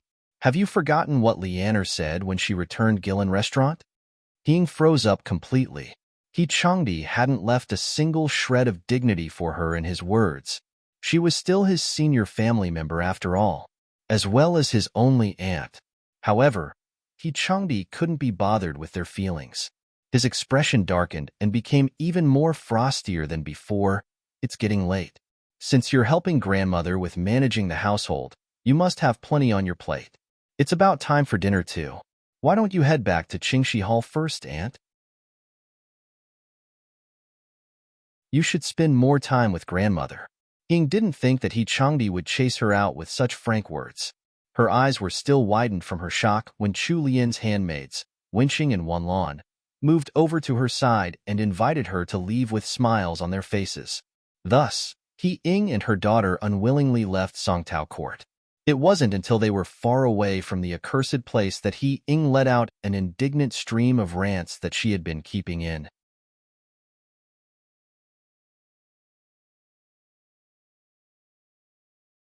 Chapter 558, Consort Liang 1.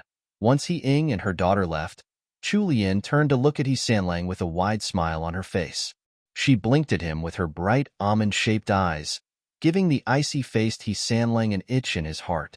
A loud gulp sounded from his throat before he set down his spoon and asked seriously, "What's wrong?" Chu Lian's bell-like laughter rang out. "I didn't expect that. You were really impressive." Sanlang felt that his wife was talking nonsense. When had he ever been anything but impressive? Despite such thoughts, he was still in high spirits from Chu Lian's praise. In his usual tsundere way, he snorted. "So you finally realized how amazing your husband is?" Chu Lian chuckled. She held back her retorts and made a rare show of agreement. "Yes, I've only just realized that. You're so amazing. I'll listen to everything you say from now on." It was at this moment that the beaming senior servant Zhong entered the room with a bowl of tonic in her hands. "Third young madam, it's time to drink the soup." After drinking the same soup for so many days, Chu Lian had the urge to puke just from the smell alone. She stood up with the intention to leave, but Sanlang grabbed hold of her petite wrist. "Drink the tonic. Have you forgotten what you just said?" Chu Lian wanted to knock herself out on a block of tofu. She had just shot herself in the foot. What kind of brain fart did she have just now? Why did she make such a promise to her lunatic husband? She had basically dug a hole and jumped straight into it. There was no way around this. She didn't have the moral high ground here, so she had no choice but to down the tonic in a single breath. Darkness had fallen over the capital, but the imperial palace remained a resplendent sight under the pale light of the moon, dripping with riches and grandeur. The tallest hall in the palace stood as proof of the highest authority. The moment Prince Jean left Qingjing Hall, a eunuch ran over with a smile. Prince Jean's azure eyes fell upon the eunuch, but it was hard to tell if there was any emotion in those depths. The eunuch's joy was unaffected by this, though. When he ran up to Prince Jean, he first made a deep bow, before announcing warmly, "Fourth Prince, Consort Liang has invited you over for dinner." The eunuch in a dark red robe was a trusted servant of Consort Liang. His name was Lu Baiong, and he was nearly 40. Back when Prince Jean was being fostered in Qingxiang Hall, this eunuch was already working there. So one could say he had watched Prince Jean grow up. Prince Jean didn't answer immediately. He stood on the snow-white steps of Qingjing Hall, looking down upon Lu Baiong, and the wrinkles that were starting to show on his face. Lu Baiong suddenly felt a chill run down his back. There was a tinge of shock and confusion on his face. He didn't understand why the gentle fourth prince had suddenly become hard to read. Just as Lu Baiong was about to be overwhelmed by Prince Jean's gaze, he heard the prince's voice. "Lead me there." As soon as those words were spoken, Lu Baiong felt the grip on his heart loosen and his anxiety washed away. He wanted to check Prince Jean's mood, but he didn't dare to look at Prince Jean due to the lingering fear from just a moment ago. Thus, he lowered his head, bent his back, and led forth Prince away. When they arrived at the entrance of Qingxiang Hall, Prince Jean could see a tall and skinny figure standing in a corridor from far away. The man had his back to the main entrance of Qingxiang Hall, and the dim light of dusk was fanning out from behind him, forming a warm halo of light. Unfortunately, it was too dark for Prince Jean to make out his expression. This silhouette belonged to someone who was most familiar to Prince Jean. It was the second prince who had grown up alongside him. No, wait. He had already become heir apparent ever since the eldest prince had passed, and was now the current crown prince. In the past, he would have gone up immediately and called out affectionately to his second brother, but this time, he couldn't bring himself to say it. Who could have thought that Consort Liang, a woman he respected like his own mother, would turn out to be the culprit behind his mother's death? Consort Liang was even his mother's cousin.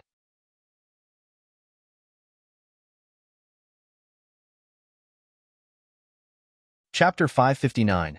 Consort Liang, 2. A glint flashed through Prince Jin's green eyes, as he recalled all of his memories over the years with Consort Liang. If he hadn't personally gone to investigate the corruption case in Zhangzhou, he would never have suspected Consort Liang.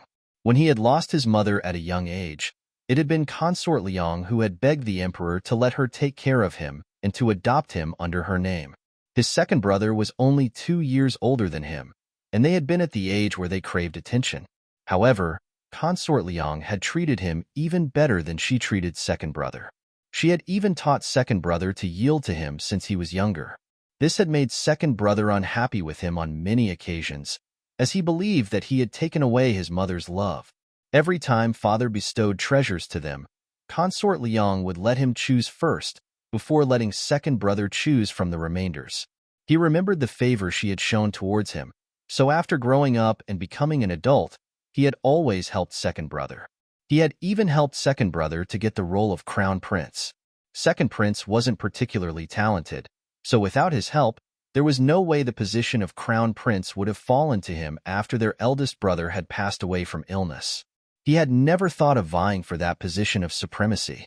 He only wished for second brother to ascend the throne, so he could then live in peace. But what he had learned had caused his heart to freeze over.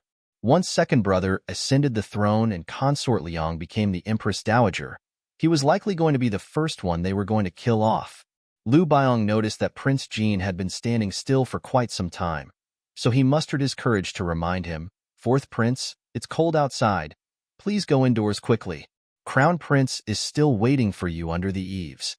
Prince Jin returned to his senses after Liu Biong's reminder. There was no change in his expression as he stepped into Chengxiang Hall.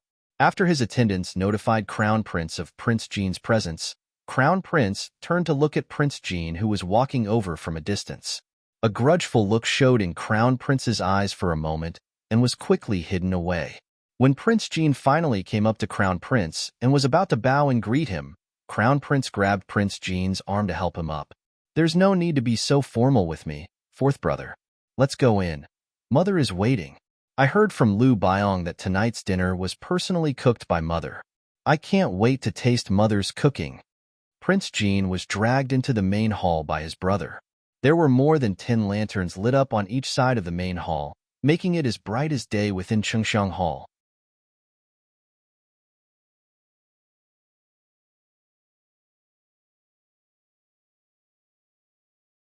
Chapter 560. Shifting Responsibility. 1. Prince Jin stiffened, but he quickly regained his usual calm and patted Consort Liang's back to console her. "Mother, it was I who wanted to go, so this isn't your fault. Besides, I've returned safely, haven't I?" Ever since Consort Liang had adopted him, Prince Jin had addressed her as mother, just like second prince did. Hearing Prince Jin's words of consolation, Consort Liang made great efforts to hold back her tears. "You're right, I was overthinking things. Come, both of you, take a seat. They'll have the food served up now. I cooked dinner myself today, so the two of you had better eat more." The servants quickly laid out the dishes, and the happy family sat around the table. It was part of palace etiquette to stay silent while eating, so it was a quiet meal. Consort Liang didn't eat much herself, but she repeatedly filled the bowls of the princes with food. After dinner, Consort Liang had her attendant bring out a brand new robe. She pulled Prince Jin over and said with a wide smile, "Here, try this on, see if it fits you. I made this for you last year, but since you didn't return for the new year, it's been in storage until now." Prince Jin accepted Consort Liang's kindness as per usual. Off to the side, Crown Prince added enviously, "Fourth brother, I bet you didn't know that Mother only made a robe for you. I didn't get one." Consort Liang immediately smacked the crown prince's shoulder. What are you saying? You've already formed a family, so if you want a robe, get your wife to make one for you. IE is still all alone. As his mother, I obviously have to shower him with more love. When it was close to midnight, Prince Jean finally returned to his estate. His aide who followed closely behind him held the new robe up with both hands and asked, "Your Highness, shall I pass this robe to Momo for keeping?" Prince Jean's voice suddenly turned cold and sinister. "Burn it." His aide was stunned by the unexpected reaction, but he immediately complied. The aide quickly had someone bring forth a brazier, and he tossed the robe that they brought back from Consort Liang's place straight into the fire. Prince Jean stood beside his own bed. As there was nothing lit in the room, only the silver-white moonlight that shone through the windows gave light to Prince Jean's figure.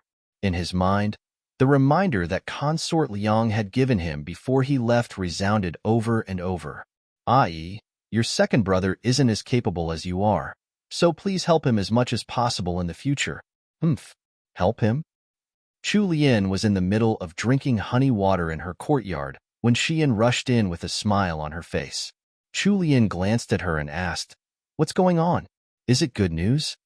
Xian nodded like a chick picking rice grains off the ground. "Third young madam, I heard that Gillen restaurant is closing down soon." Chu Lian nearly spit out all the honey water in her mouth.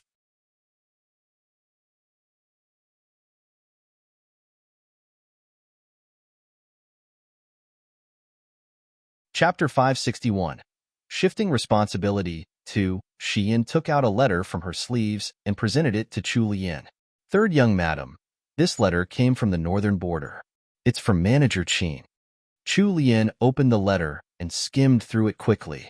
When she finished reading, she smiled and said, "Manager Qin has finished setting up the simple market, so he and the others are already on the way back to the capital." Since everything was going swimmingly, Xian was happy as well. The mood in Songtao Court was harmonious with the sounds of laughter and happy chatter, but it was the complete opposite in the gloomy Qingxi Hall. The matriarch slammed the letters in her hand on the side table, her complaints bursting out in a furious exclamation. "This is absurd. How can these people be so brazen?" Ying stood by her side, dabbing at her tears. "Mother, please don't be angry. It's all my fault. I couldn't find a good chef, causing Gillen restaurant to get criticized." Senior servant Lu stood behind the matriarch and patted the matriarch's back. There was a disapproving expression on her face as she looked at Ying. "Enough. Stop weeping. This isn't completely your fault. Sanlang's wife transferred all of the original personnel away, so there's nothing you could have done about it." Ying wiped away her tears and nodded dejectedly. "Mother, what are we going to do then? Our family still needs funds. We couldn't possibly go borrowing from others, right? There was only a small amount of funds left in the public accounts in the first place." After they were returned to matriarchy's hands, Mu Xiang and He Ying had both taken their cut, leaving a paltry sum of income. The funds couldn't cover their estate's expenses now. The matriarch's brows were furrowed tightly together. She hadn't thought that she would have to worry about their bread and butter even after reaching such a grand old age. She should have been happily retired by now. Seeing the terrible expression on the matriarch's face, Pan Yinjin spoke up in a soft tone. "Grandmother, I've heard that Aunt's health has gotten much better. She can get off the bed and walk around now, as well as take care of the management of her courtyard." Thanks to Pan Nianzhen's reminder, a light bulb went off in He Ying's head. She looked approvingly at her daughter. "Mother, Ninjin is right. You're already in your golden years. This is when you should be able to relax and enjoy the fruits of your labor. It shouldn't be up to you to manage these tiresome matters in the estate. Sister-in-law's health wasn't up to the task in the past, but now that she's healthy again, shouldn't she be the one to manage these household matters?" The matriarch's body wasn't as hearty and hale as it had been in the past. She was starting to struggle with the estate's management. Her daughter's suggestion sounded perfectly reasonable to her.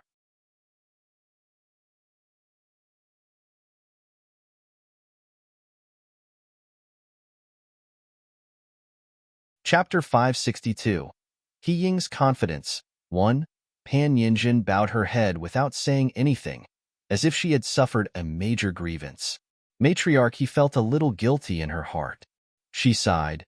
It was all my fault for agreeing with your father's decision to marry you off to Siang that year. Hing hastily shook her head. Mother, what are you saying? It's already been so many years. I've already moved on from what happened. At that time, I was the one in the wrong, causing Mother to lose face. After spending time together these past few days, Hing had already noticed that her mother wasn't as sharp as before. She has become more muddle-headed and soft-hearted as she got older. Every time she acknowledged her mistakes and acted pitiful, her mother would be especially affectionate to her. She had tried this trick many times, and it had worked every time so far. As expected, Matriarchy's face was filled with remorse. Her heart ached as she patted her daughter's hand. Don't worry, Miss Ing. Mother will find a good husband for Nyenjin. Pan Nyenjin was her daughter's only child, so she couldn't bear letting her suffer. A corner of He Ying's lips lifted up in celebration of her success, hidden by the shadows falling over her face. Her eyes darted about. She felt that this was a good chance to mention her suggestion to her mother. She organized her thoughts and moved closer to Matriarch He. She hugged Matriarch He's arm and swayed it lightly. Mother, Miss Pan is my only daughter. I can't bear to let her marry somewhere far away. I'm also worried that her husband's family will mistreat her. After all, I experienced that misery myself in the past. If possible, I would rather keep Miss Pan right here with me forever. The matriarch's gaze was unfocused. A bitter and remorseful expression emerged on her face. It was hard to tell if she was thinking of the year that her daughter had been sent off far away. Hing continued, Mother, Erlang is already 25 this year. The sons of other families around his age already have several children by now.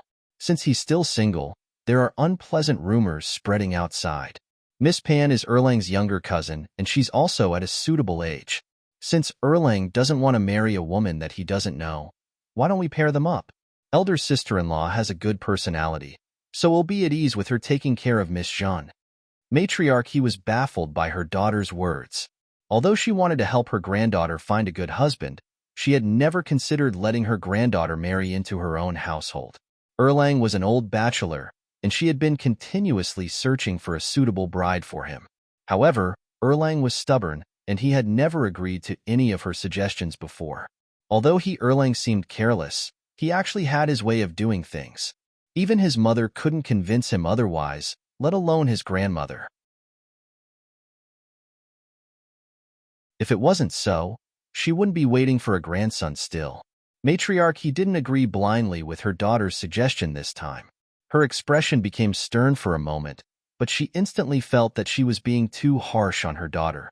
Thus, she relaxed her expression and tried persuading her daughter, Miss Ing, it's not that I don't want to help Miss Jean, but it's really not appropriate to have Erlang marry Miss Jean. Hing didn't think that her normally agreeable mother would reject her immediately. Her eyes reddened in grievance. She pulled her arm back and complained, Mother, you don't say it out loud, but you actually hold contempt for us, right? Scorning us for potentially staining my nephew's reputation. The matriarch was heartbroken when she saw her daughter weeping. There's no such thing. Miss Ing, why would I scorn you? I gave birth to you. You're my very own daughter. Then why won't you mother agree to Miss Pan and Erlang's marriage? Erlang isn't getting any younger. Don't you know the rumors that other people are spreading about Erlang? Miss Pan is as beautiful as a flower and of a suitable age. Apart from her family background, which part of her isn't worthy to match Erlang?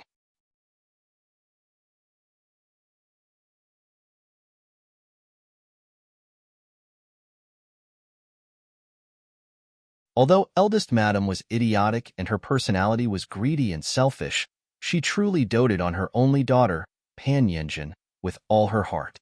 She didn't have a son, so she needed her daughter to take care of her in her old age. Pan Yenjin raised her head to look at her mother, hesitating to speak. Hing was getting impatient. I'm asking you a question. Why are you still hesitating in front of your mother? If you don't agree, I won't force you. Pan Yenjin thought about the handsome He Changdi with his refined bearing and his cold temperament. His deep eyes were always impenetrable, carrying an attractive sense of mysteriousness. With that thought, her cheeks instantly flushed. She summoned up her courage and nodded. Mother, I understand my own status, so I don't dare to have any improper desires regarding House Jingon. Although Pan Yinjin usually kept very quiet, she was actually a very manipulative person. A classic example of a dog that bites won't bark. She had triggered her mother's competitive nature with just a few words. Ying had always believed that House Jingon owed her a lot. Thus, as long as her daughter was willing to marry into House Jingon, there was nothing impossible about it to her. She patted the back of Pan Nianzhen's hand. Miss Shen, if you want to marry into House Jingon, then I have my ways to make it happen. You're my daughter, so keep in mind, you're just as good as any of those royal princesses and honored ladies.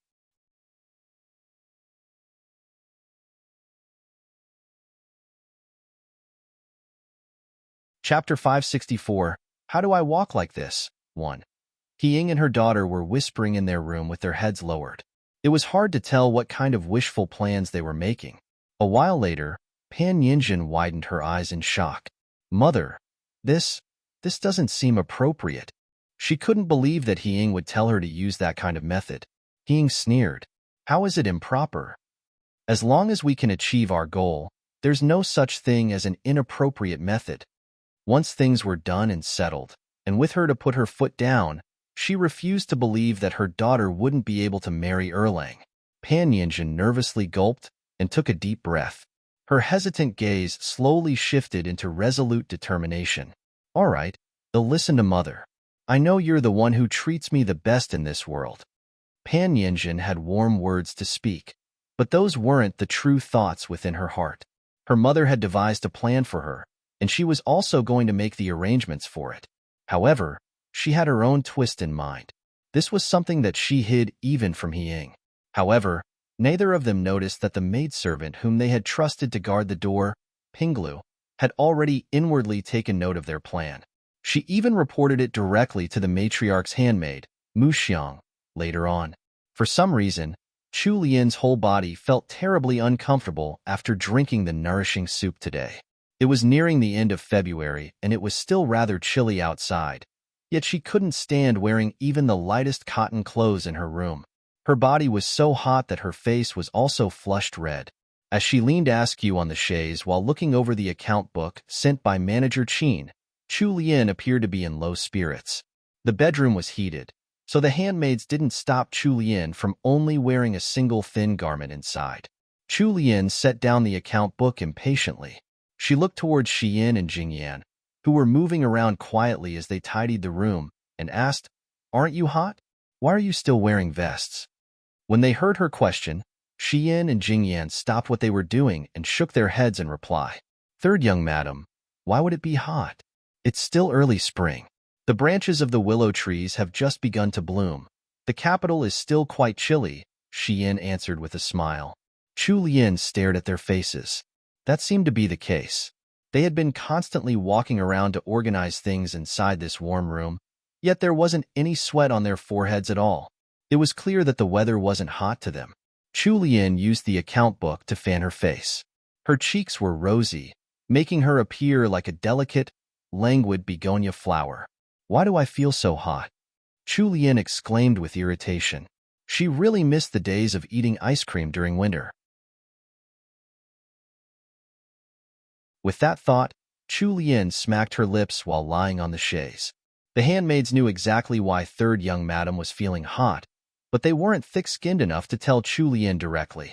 After hearing her complaint, they bowed their heads with flushed faces and remained silent, pretending not to hear her. Chu Lian promptly sat up on the chaise, smacking her lips a couple more times. Xian, can you go get me some pears to eat? Xian didn't dare to agree to her request. She had a troubled expression on her face as she replied, Third young madam, please have mercy on this servant. Senior servant Zhong has repeatedly warned us that you're not allowed to eat cold-natured foods. If third young master finds out, then this servant will be in serious trouble. Chu Lian raised her eyebrows. Whose maidservant are you exactly? You're not even listening to me anymore.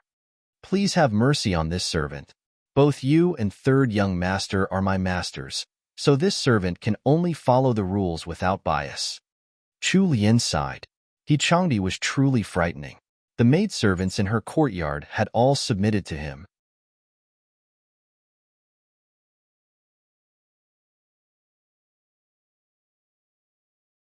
Chapter 565. How do I walk like this, too? Since I can't eat pears, can I at least take a bath? Chu Lian compromised. Third young madam, please wait a moment. This servant will prepare a bath for you immediately. Xian told Jingyan to finish organizing the rest before heading out to instruct a maidservant to prepare hot water for bathing.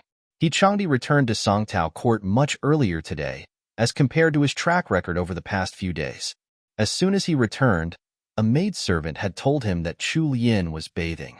The stiff expression on his face promptly relaxed and a faint trace of humor emerged in his eyes. He walked into the bedroom and changed his clothes. After that, he sat on the chaise and drank a cup of warm water. Although he still maintained an icy expression on his face, he was already feeling quite restless within his heart. Only the heavens knew how difficult it had been for him to endure these past few days. He had finally made it past the number of days great Dr. Miao had instructed him to wait. He Changdi was so restless that he didn't even have the mood to continue working today, so he had returned to the estate much earlier than usual. Chu Lian had already been bathing for quite a while by the time he Changdi returned. The hot steam coming from the bathtub had made her even more uncomfortable at first, but as the water gradually cooled down, it had become soothing. With her whole body submerged in water, it felt like the heat being emitted from the core of her body was finally being driven out. She sighed comfortably as she leaned against the bathtub, unwilling to get up. Before Xian even noticed that there was something amiss, He Sanlang had already furrowed his brows while resting inside the bedroom. He asked coldly, "How long has your young madam been bathing?" Hearing his question, Xian calculated the time mentally, and her eyes instantly widened. Replying to third young master, almost an hour. He Changda's sharp gaze swept towards Xian. His voice became even colder. "Go receive your punishment from senior servant Zhong." After giving his order, he strode directly into the bathroom. He shoved aside the thick curtains of the bathroom and was immediately greeted with the sight of the woman he was so worried about. She was currently leaning against the bathtub with her eyes closed. There wasn't much steam coming from the water within the tub anymore. Anger filled He Changdi, pushing him to walk right over and pull the resting Chu Lian out of the bathtub. Chu Lian had been leaning comfortably against the bathtub, deep in her thoughts, when he had abruptly fished her out of the water. She was completely dumbfounded by this sudden action.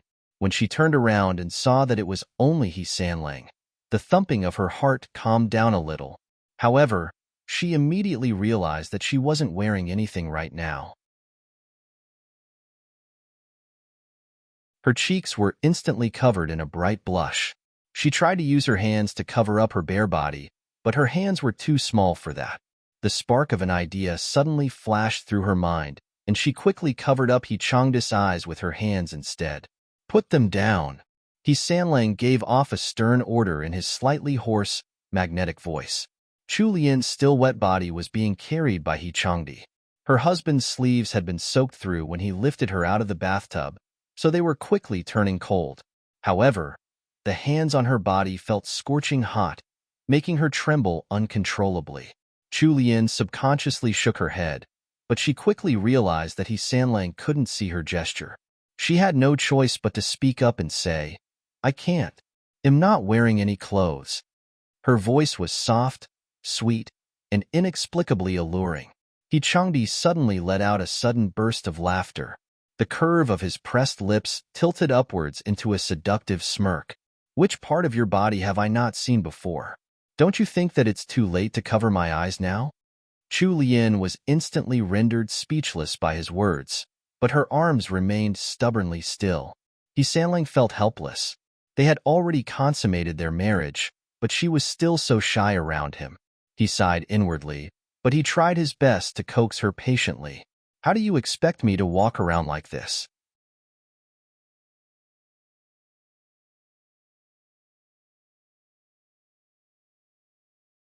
Chapter 566. Too Much Nourishment 1. The corners of Chu Lian's lips twitched. She had just found out they truly wouldn't be able to move in this position. With her covering He Changda's eyes, and He Changdi carrying her. Then set me down and I'll walk by myself," Chu Lian suggested after a long moment. He Sanlang's mouth curled up into a smirk. "Are you sure?" After saying so, he moved into a stance where he seemed ready to set her down. Chu Lian abruptly recalled the difference in height between them. If he really put her down like this, she would barely be able to cover his eyes, and it would take just way too much effort to do so. She would be completely exposed to his gaze anyway. Wouldn't she be stuck right back in the situation she was right now? Wait. Seeing He Sanlang about to let her down, Chu Lian raised her voice in alarm. He Sanlang's face was lit up with a mischievous smile. He shifted her higher up and even managed to grope a feel on her, but while he was it, a blush immediately bloomed to life on Chu Lian's cheeks. Aren't you going to put down your hands? Do you really want to catch a cold?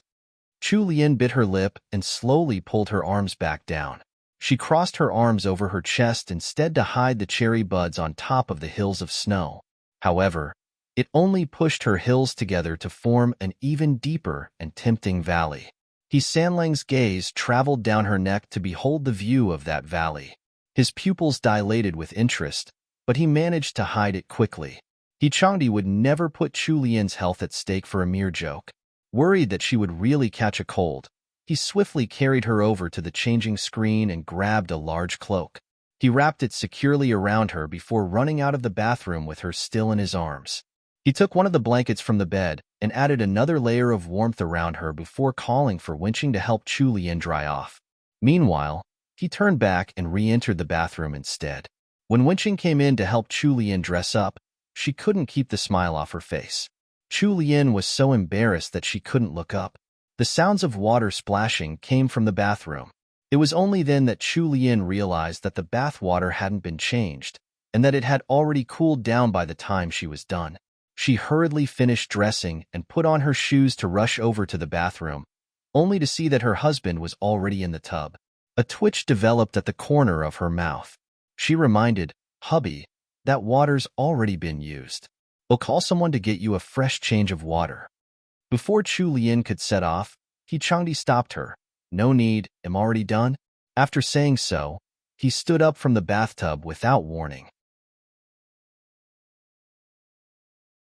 Chu Lian got a good eyeful of his perfect figure, tightly packed abs, defined lines down his hips, and a certain part of him that looked to be brimming with vigor. Chu Lian. The blush that had just faded from her cheeks came back to life, spreading all the way down to her neck this time. She was stunned speechless by the sight. It took a good moment before she managed to shift her gaze away in a panic. By then, He Changdi had already walked up to her and was nonchalantly putting on his clothes. Chu Lian stomped her foot in annoyance before fleeing pathetically from the bathroom. That He Sanlang.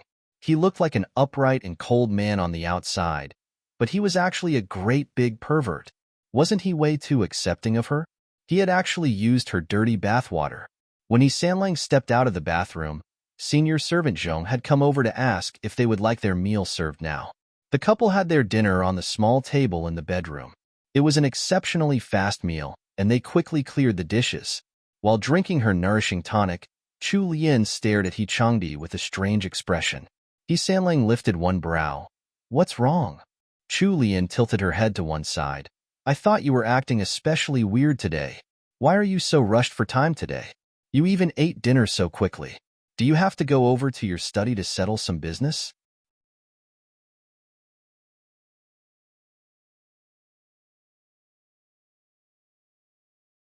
Chapter 567. Too Much Nourishment. 2. A corner of He Sanlang's mouth twitched. He shot a look at his oblivious little woman and didn't deign to reply her question immediately. He waved one hand at the servants in the room in dismissal.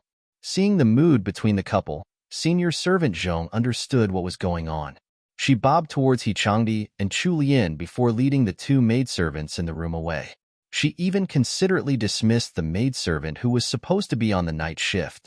For some reason, now that only she and He Changdi were left in the room, Chu Lian felt that the atmosphere was a little strange. There was a certain tension in the air. Her throat was starting to become a little dry, so she lifted up the teacup in front of her to sip at some warm water. "It's still early. Why did you chase them all out? Do you have a lot of documents to go through? Don't you have to work on some every night? Aren't you going tonight?" Another twitch developed in He Sanlang's forehead. His wife was too good at ruining the mood. If not for fear of losing control, would he have gone to his study every night to clear his mind? Thinking of those painful days, He Changdi felt a pang of sympathy for himself. He dropped all pretenses of courtesy with Chu Lian and quickly walked up to her. He bent down and immediately had her entire body wrapped up in his arms. Without further ado, he made large strides towards their bed. Realization finally dawned upon Chu Lian in an instant. Her face flushed tomato red and she thought of struggling. However, her body felt like it was on fire. There was a burning desire for He Changdi's affections in her heart. He Changdi drew close to her reddened ear and bit onto her plump earlobe. His low voice had a hint of devilish temptation to it as he whispered, "I'm not going. They'll be keeping you company all night." Chu Lian's body had become extremely sensitive after drinking the nourishing tonic for so many days. She couldn't bear with his wanton teasing. As if a switch had suddenly been flipped, her body was starting to change. By the time He Changdi set her down gently on their bed, her mind had already turned foggy and her consciousness was fluctuating between the boundary of reason and desire. Tears had gathered at the corners of her eyes at some point, making her wide, almond-shaped eyes even more alluring. She tried her best to hold on to her last shred of sanity to stem the tide of desire flooding through her body. Unfortunately, her efforts were futile. Even though her rationality had already been taken over, Chu Lian still cringed from her actions deep inside. She couldn't understand why she had changed so much. This unwanted change gave her a terrible sense of defeat. She whined and made her last struggle. He Changdi hovered above her, looking down at her discomfited expression from above. He finally sighed and reached out to stroke her flushed cheek gently. His other hand went behind her back to soothe her tensed nerves. "Lian, don't be scared. It's perfectly normal for you to feel this way." He Sanlang's gentle voice managed to summon some of Chu Lian's wits back. She blinked at him in a dazed manner with tears in her eyes, as if urging him to continue his explanation. He lowered his head and placed a soft peck on her lips before whispering, "Silly girl, didn't you realize that the tonic was making your body hotter? Did you think that fire could be doused with just a few slices of pears, or by soaking in cold water?" His wife was just too cute. Chu Lian's reaction to He Changdi's explanation was a stunned stare. She continued blinking her widened eyes without speaking. He Sanlang buried his head in the space between her neck and shoulder, trying unsuccessfully to hide his muffled laughter. He stopped his pretense of courtesy and plucked off the thin nightclothes on Chu Lian with an agile twist of his hand. After waiting for so long, He Sanlang had already reached his limits. His feast was already bared before his eyes. There was no turning back now. You're tuning in to the Romance Rendezvous YouTube channel. We're so grateful for your support, and don't forget to subscribe to join us on this incredible journey through captivating stories. Your generosity through donations truly makes a world of difference, as it's the primary source of revenue that allows me to expand and enhance this channel for you. Thank you from the bottom of my heart for being a part of this adventure.